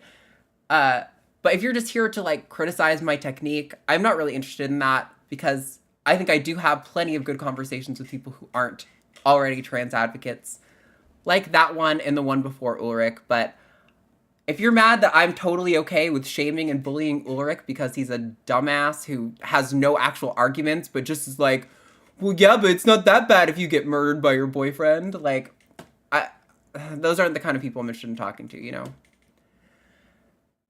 Anyway, okay, one more caller for today, and then super chats. Any super chats of $5 or more, Lex and I will read out live at the end here. Let's talk to Russell in New Mexico. Pronouns are he, him. Russell. Wow, I'm struggling. Hello. You are live on Transatlantic. What's going on? Not a whole lot. Wonderful to hear both of your voices. Both of you are wonderful people, and I really appreciate both of you. The world is lucky to have you. Thanks, Russell. Thanks, What's Russell. going on? Well, just like you, I'm super, super concerned about all the ridiculous House bills introduced lately to try and harm trans people. Especially, I'm sure you know about the one in Missouri, 2885, from Republican Jamie Ray Gregg, who wants to make it not just a felony to help children socially transition, but also to make it a sex offense to help them socially transition, which I find unbelievably gross and outrageous and all that other crap. So I feel like more people need to realize and understand LGBTQ people plus people are not like a threat to them or their children. So I'm not sure how I can convey that in like super effective terms. So I apologize if this is, phrased in a broad sense, but I was trying to understand maybe better ways that I can convey to people that LGBTQ plus people are not a threat to them or their children. It's kind of hard, right? Like, because, I come from the skeptic background, and for me, it's evidence. There's tons of evidence of sexual harm against children happening in churches and in Boy Scouts groups and your creepy uncle, but there isn't a statistical argument in favor of the idea that trans people are a threat to children.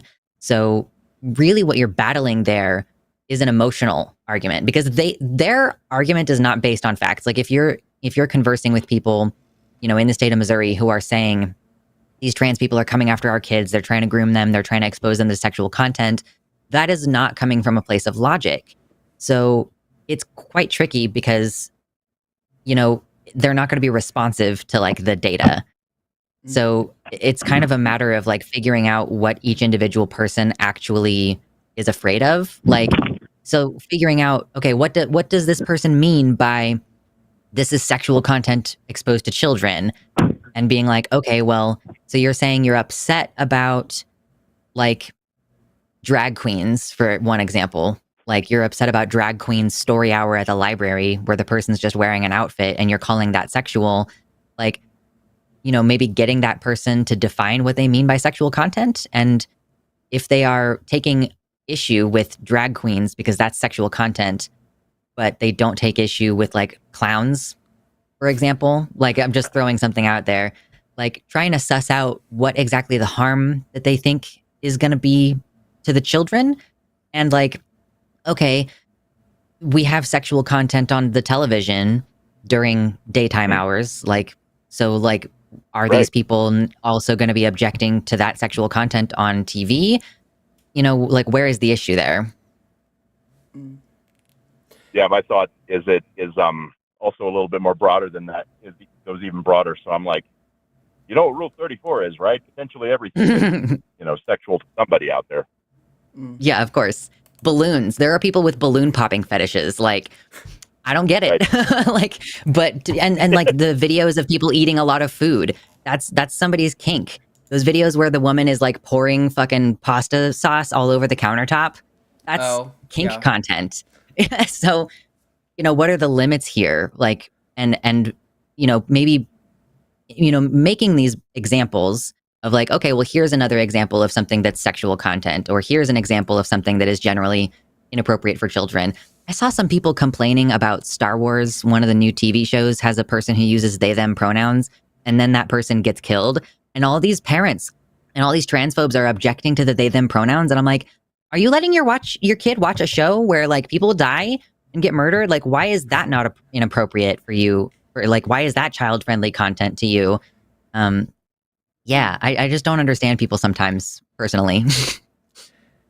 Yeah, it's also there was a great comedy bit I saw from, I don't remember the guy's name. He's a bigger guy. He was very clearly from the South, and he was kind of like making jokes about how like all his like redneck friends are like the Target rainbows, they're turning the kids gay, and he's like, I am the biggest example that is not possible because I grew up in the redneck South.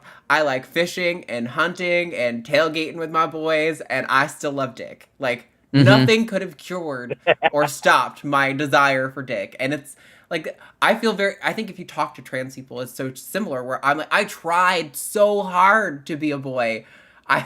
Every ounce of my might, I joined a fraternity. That's how embarrassingly hard I tried to be a man.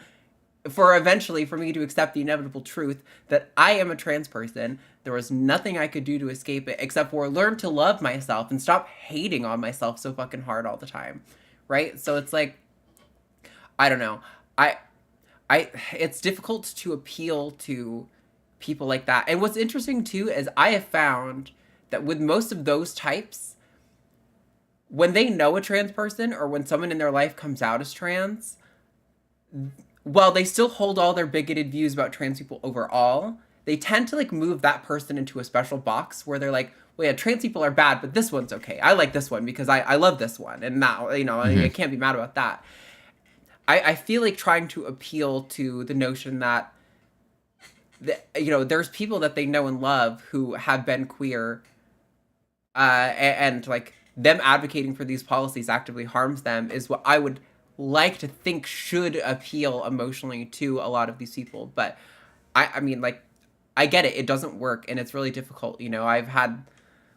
I've been learning to have an adult relationship with my father and that whole side of the family, but I still find myself frustrated because I'm like, man, you still make these decisions where I'm like, don't you care? But, I'm an adult. I'm not going to spend my time pining for his approval or for him to change to like make me feel validated. But yeah, it's one of those things that you just kind of gotta, I don't know, try to appeal to someone's emotional side on that, but it's difficult to do, and I'm not sure that there is a one-size-fits-all answer. I think you kind of have to learn how to read the room and read the individual and try to work from what they, what will work for them, It's part of the reason that we have multiple hosts on these shows, because while I'm totally comfortable with my approach being a bit of a firebrand, it's not going to work for everyone. And so we need people like Josie to come on. And Luxander feels like a good medium point between myself and Josie. So maybe if you need a little bit of spice and also a little bit of coming at you with more like chillness,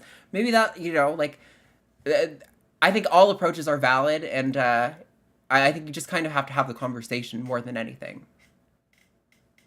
Right. I agree. I frequently go to a gay bar actually to do karaoke, and the thing is, I'm a cishet guy, and I have at least a few, trans and gay friends who I love and I care about, and I don't want anything to happen to them. And my attitude, about this whole situation is basically an attack on them is an attack on me. That's the way I see it. Hell yeah, that's how I feel about it. That's how I feel like everyone should feel about it. But I feel your frustration because clearly not everyone does, and it's like, how?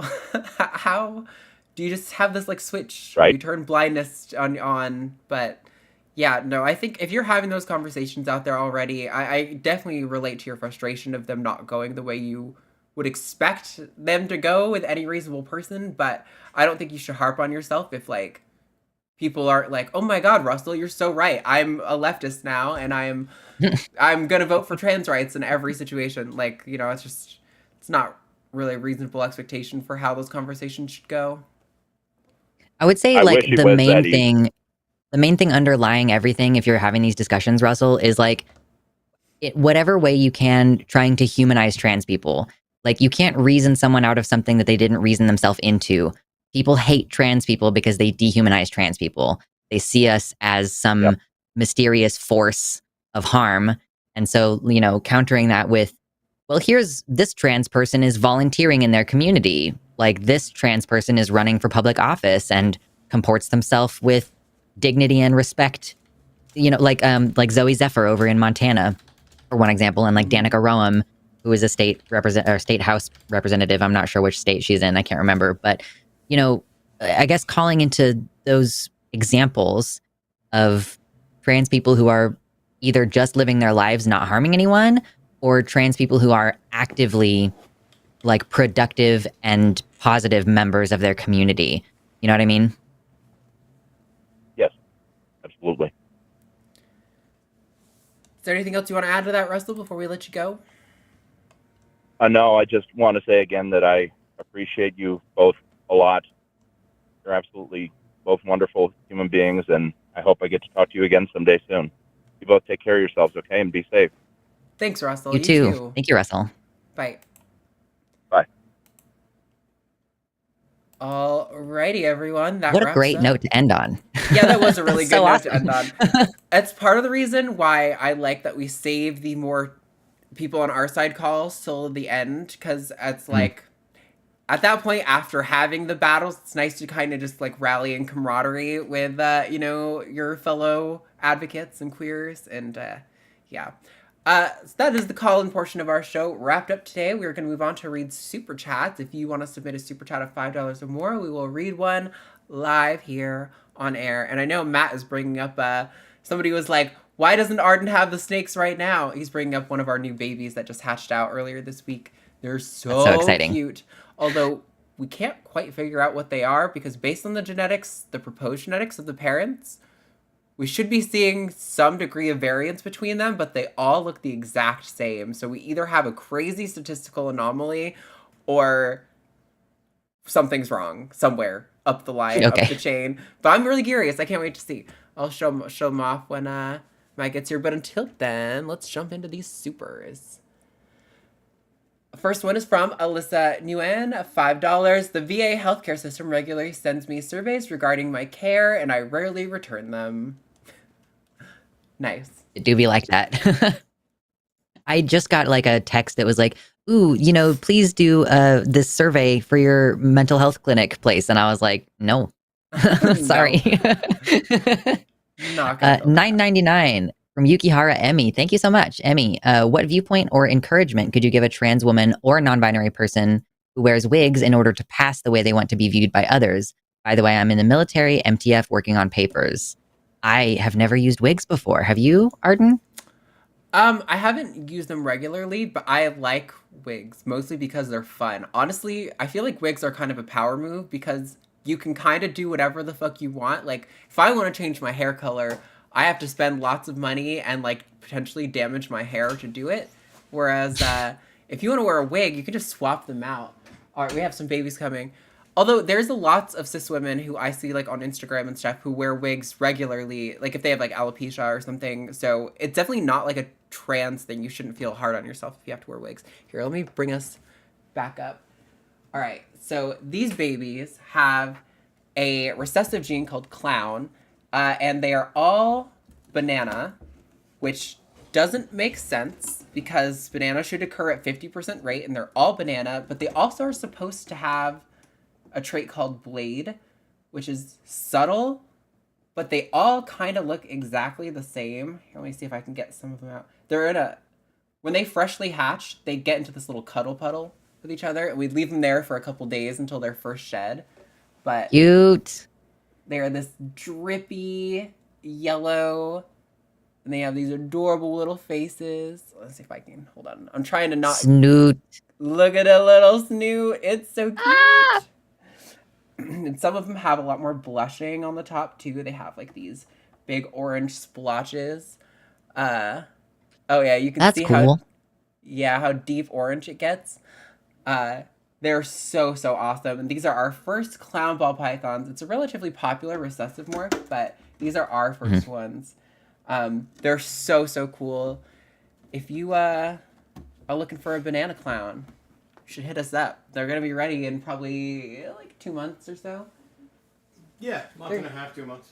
Yeah, they're going to need to shed out and eat at least like 4 meals, preferably more, before we send them to somebody. But all right, back to super chats. Sorry, I just had to show off because they're my pride and joy. My little Absolutely. babies. We've got $9.99 from Steven. Can anyone provide information regarding gender itself? Is it a scientific frontier, neurochemical, epigenetic, social construct, perhaps a combination of these? Yeah, this is almost like something you should call in about, because this topic is kind of so complex that like it's gonna be hard to break it down in a super chat. I would argue that it's a combination. People also mean different things when they're talking about gender. We can be talking about the social construct, like the roles in society and like how we evaluate who appears to be a man or woman to us. But I would also argue that gender identity is like a psychological construct in that everything about our identity is psychological, like neurological. So I think it would have to be at least a combination of those two. But I could also see epigenetics being relevant because, you know, there's some discussion about like hormone washes in utero that could apply to things that could affect epigenetic changes. I don't know exactly I don't think there's an answer for like why people are trans, if that's what you're asking. I don't know, Lex, do you have any thoughts on that? I mean, I think above all, it's a philosophical question because it is combining so many different things and that there isn't any one clear answer. It's like there's like a sentence you can say in German that if you translate it to English, it's just economics, economics, economics, economics, economics, because they have a lot of different words for the nuances of different types of economics and like different contexts. And we keep using this word gender over and over again. Gender, gender, gender, gender, gender, gender. And like, again, like you were saying, are you talking about internal psychological gender identity? Are you referring to, sometimes people say gender to mean like your genitals, or are you talking about like hormones, or yeah, like you said, the epigenetics of like my mom has PCOS and I suspect that is probably why I am non-binary. Like if there is a neurological physical explanation, then that would probably be one that I could point to. But yeah, it's like, because it's so heavily nuanced, I think ultimately above all, I mean, it's a philosophical question. Yeah, it is interesting though, and I hope you call in with it because I think we've had similar calls before, but it's always something I like digging into when we're able to. Would be fun. $10. Yeah, sorry. Yep, for me. No, it's good. $10 from Steve660. Is anyone obligated to accept a gender ID label? My body is male sex. Myself is INTP. And I am happiest with as little participation in gender social norm restrictions as possible. Yeah, so I think this is a great question for me to answer because I am agender. Like I consider myself, so I'm trans, objectively speaking, and then I'm non-binary, kind of broadly speaking. I know some people use that as their specific gender label, but non-binary is just like, it means I'm not a man or a woman. I used to self-identify as genderqueer, but I've kind of gradually realized that I don't really have a strong feeling of gender or a strong attachment to gender. I have aversions to certain things, but I kind of feel like I am a person who's like, I could be on hormones or not. You don't know. Doesn't matter to you. I might get surgery or not. Doesn't matter to you. People, most of the time in my life, if I go out in public, perceive me as a cis female. I don't care. Like, for me personally, that doesn't really matter so much. So I can kind of see where you're coming from, Steve, on like, do you have to subscribe to a particular gender identification label? Like, no. Technically, me calling myself agender is just a placeholder for the same type of thing that you're saying, whereas like I am defining myself in other ways. Yeah, I got nothing to add to that. Cosign. Binary trans girl. Haha. Yes, I'm gonna take the back seat on that one. 20 pounds from Jackie Greenland. It was great to see that Aaron Reed got name checked as an answer in the USA Today crossword. Ooh, I wonder if Hemant Mehta, I know Hemant Mehta has put together some of the New York Times crossword, and I know he is so good. One of the best cis atheist allies out there for being actually on top of what is going on in the trans community. He's got his finger on the fucking pulse. I will take wins wherever we can get them because this side of the pond has been annoying recently. Yeah, Jackie was here in Austin for the eclipse, and we were meant to hang out, but I got so fucking busy that weekend because we had multiple people staying here for the eclipse, and we had like our normal, we have to clean every Monday, like all of the animals because the trash goes out on Tuesday. So it like doesn't matter how much we want to socialize. It's like, it's Monday, and that was the day of the eclipse. So we had to clean all morning, go watch the eclipse, clean all afternoon, and then we were on a show for a fundraiser that night. It was crazy, but I'm really sorry we didn't get to see you, Jackie. Yes, on little wins. $10 from Larry Feischman. Cool name. SCOTUS effectively abolished American democracy with 1976 decision Buckley versus Vallejo, which legalized political bribery as long as you call it, quote, campaign contributions. Yeah, and all the rules that are about, like, bribes and stuff, you know, if you watched that John Oliver segment recently, all those rules about not bribing judges, they don't apply to SCOTUS members. So, interesting. Yeah. No, that is definitely highly concerning. Kind of makes me want to puke. Another 5 from Larry. That said, I'm still voting for Biden because I'd like to not end up in a concentration camp for being a trans woman.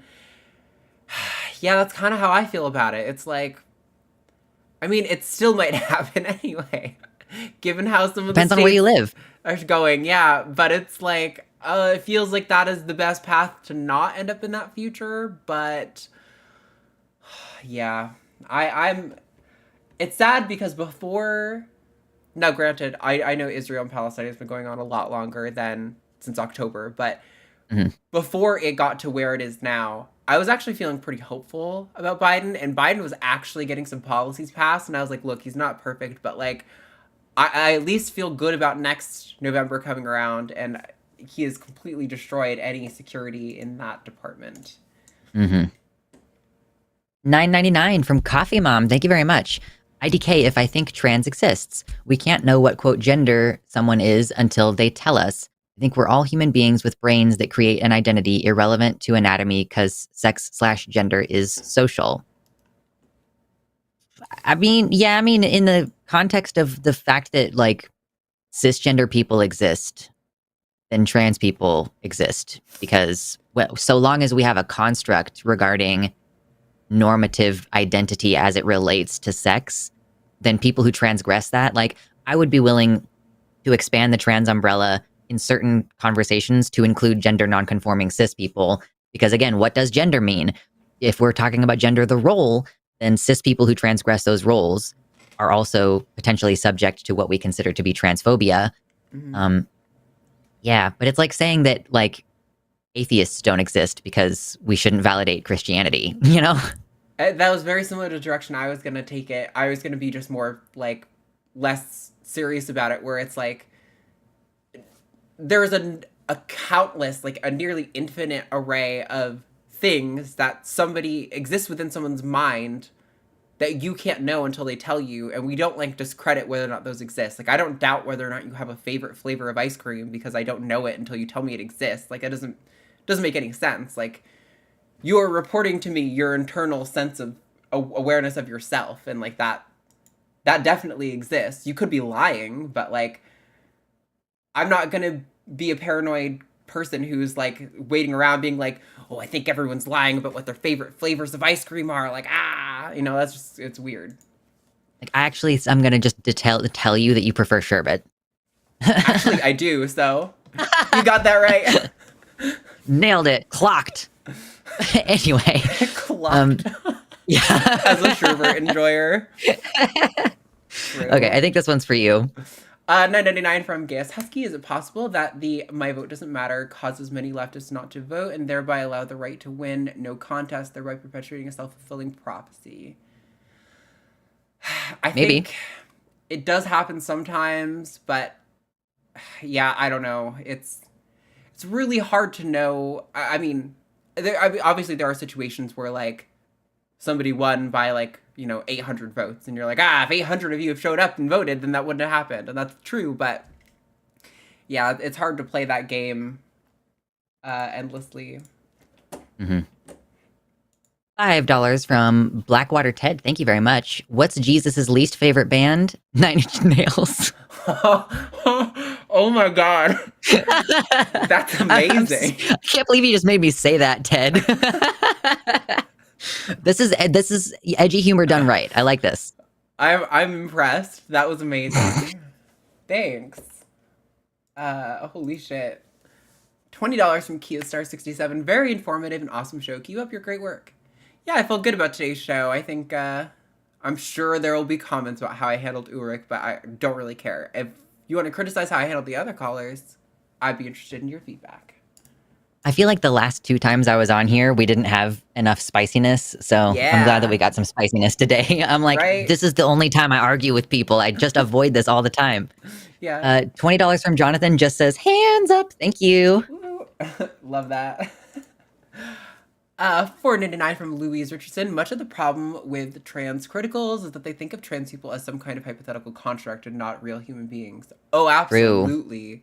Yeah, we are definitely just a hypothetical, especially to, I think, the like big gender criticals like J.K. Rowling.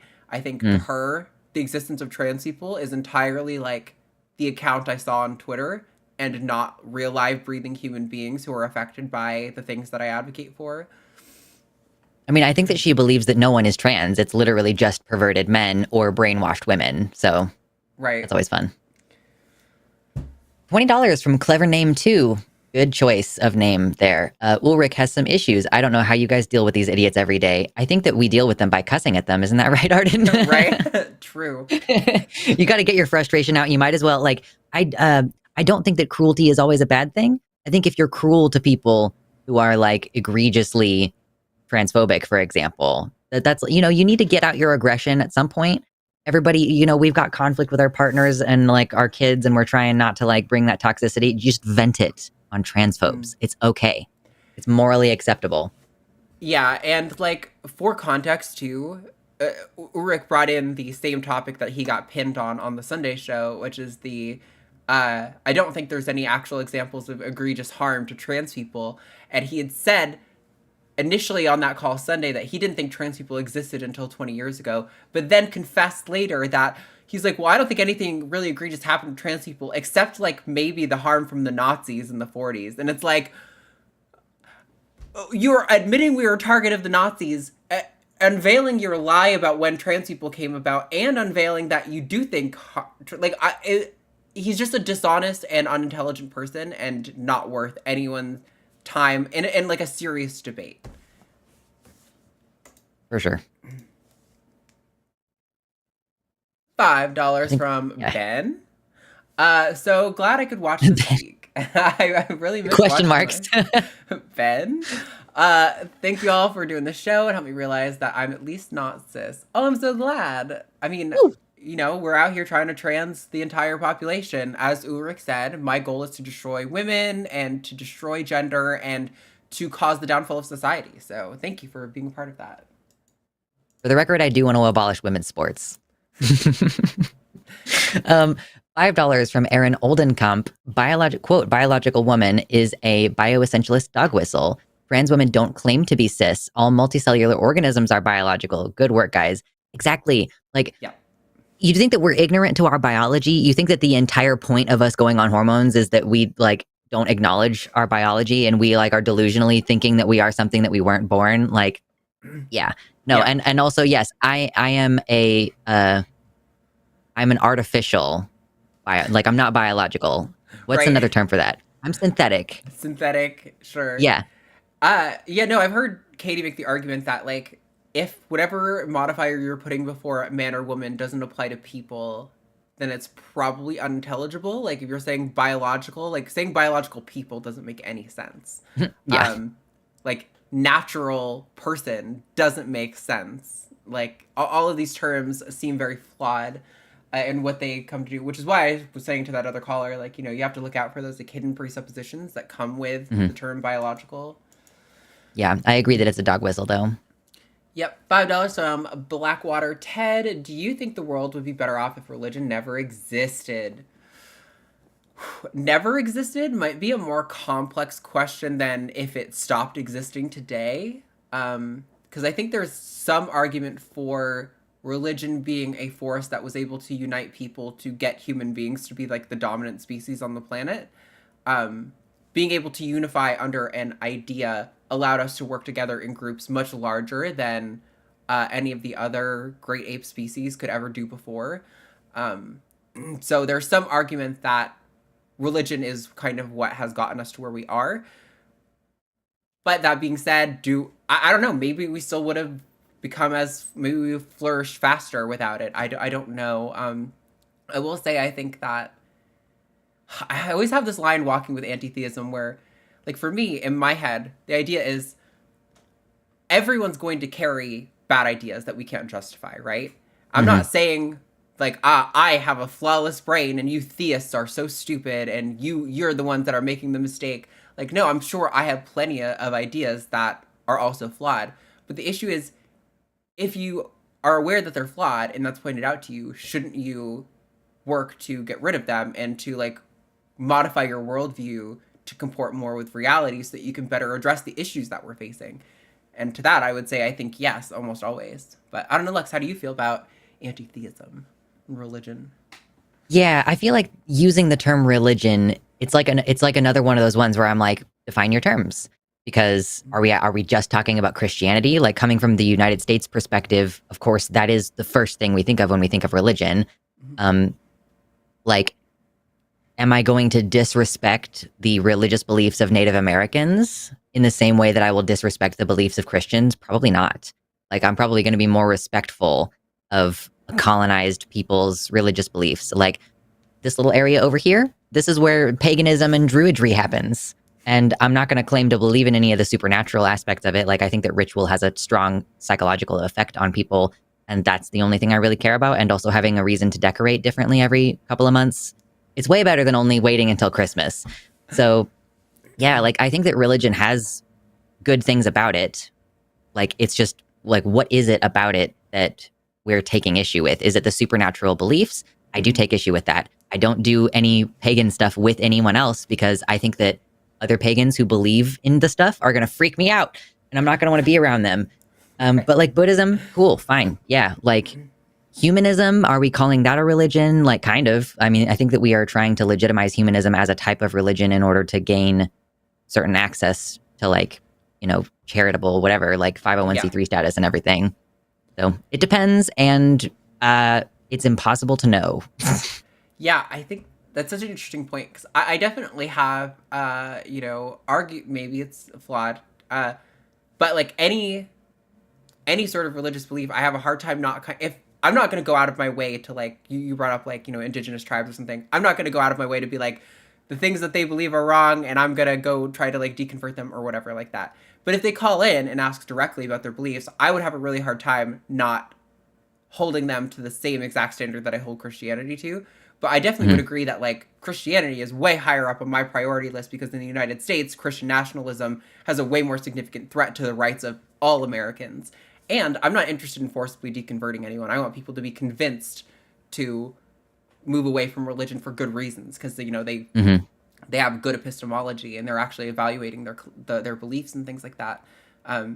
Also, I totally endorse, if you are a secular person who wants to engage in ritual. Sasha Sagan, Carl Sagan's daughter, wrote a phenomenal book on secular rituals and how, her and her family have Jewish heritage and they participated in a lot of, like, Jewish rituals, but, like, none of them really believed in the supernatural elements of any of it. It's a really good book.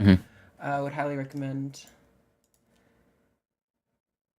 $4.99 from 7 Lions. I started posting videos on TikTok and the transphobia is very real. But like Arden, I've reached the point where I don't give a fuck what people say about me. Oh God, doesn't it feel so good? Like, for me, it's like I'm 30 now, and it's like in the past couple years leading up to that, I've just been like, wow, I genuinely don't care. Like, I don't need to justify myself at all. Literally, I will just look like whatever I want to look like to fit the role. If I'm going to go buy a car, you bet I'm going boy mode. If I'm going to the grocery store, probably girl mode. Right. Don't care what people think about me. No, I think that's so, I don't know what it is. It's like, I think I just realized that people are going to, especially as trans people, especially as, like, non-cis men, I think that anyone who's not a cis man, I think this applies to, people tend to be very critical about like, and not like people aren't critical of Matt or anything, but you know, generally speaking, I think non-men get it worse than anyone of critical of like how we handle every situation and how we present ourselves in every situation. And eventually I kind of had to just come to be like, I'm not a child anymore. I don't need your approval or the approval of my friends. Like, I think it's better to just be who I am. And if people don't like it, they don't have to be my friend. They don't have to watch these videos. And if they do like it and they like how I handle things, then they can watch it. Like, I'm not forcing anyone to do anything. I am just showing up here on camera and talking, you know? But yeah. All right. I think, let me double check that I don't see. I think that might be the last super of the day. Yes. Did we miss one from Susie Dawson? I think we did. I also just want to say that some people don't like chocolate. So you could be like what we generally consider to be the objectively best person in the world. And there's going to be somebody out there who doesn't find you to their taste. Yeah, no, that's very true. Yeah. $10 from Susie Dawson. Great show. Keep up the good work, Arden. Life, liberty, and pursuit of happiness. I love taking the liberty thing from conservatives. I kind of saw Nominal Naomi doing that first. I'm sure she's not the original person to do it, but I just love that approach of like, I thought you cared about freedom. Like, you don't care about the freedom of people to be like a big old... Okay, I gotta be careful about YouTube. I was gonna use slurs. I know you were. I do that for myself, but listen, it's YouTube. I do it on YouTube and I don't really get caught out by it. So, right. You know, I'm a big this is a way bigger channel. T slur, F slur. Listen, look, it's fine. Anyway, okay, let's get out of fucking, I'm trembling over my stuff. Thank you everyone so much for being here today. I really appreciate your support in the super chats and the calls. Thank you to the callers today who we had good conversations with. And I hope Chuck does call back in. Chuck, I promise, if you come in sincerely for a conversation, and I've heard you, I know you can have an honest conversation. I will have a sincere conversation with you. I won't roast you like I did Ulrich, even though I know you have some strong anti-trans, what I would consider anti-trans beliefs. I love the conversation. This is a really good show. Thank you, Lux, for being willing to be here for me, especially on late notice. I really appreciate it. Yeah, I'm just ready to go anytime, basically. Y'all are like, Katie canceled on me, and I'm like, this is the third time that's happened, but sure, I'll come on the show. But yeah, no, thank you for having me. This was a great show. We had some great conversations. We got the spiciness. I'm sorry I missed Chuck. I probably won't be here when he calls in next time, but oh well, I'm sure there will be some future day where we get to have more spiciness, so. Yeah, Lux's links are in the description, so definitely go check out all that stuff. Subscribe. Thank you guys so much. Thank you to the mods. Thank you to the call screener, Just from Canada, for being here. We love you guys so much. Have a wonderful rest of your week, and we will see you back here next week with another episode of Chackus. And if you want to get your name on this patron producers list, you can go over to patreon.com/calltheline. It is the best way to support the line and all of the hosts here. Thank you guys so much. We'll see you all next week.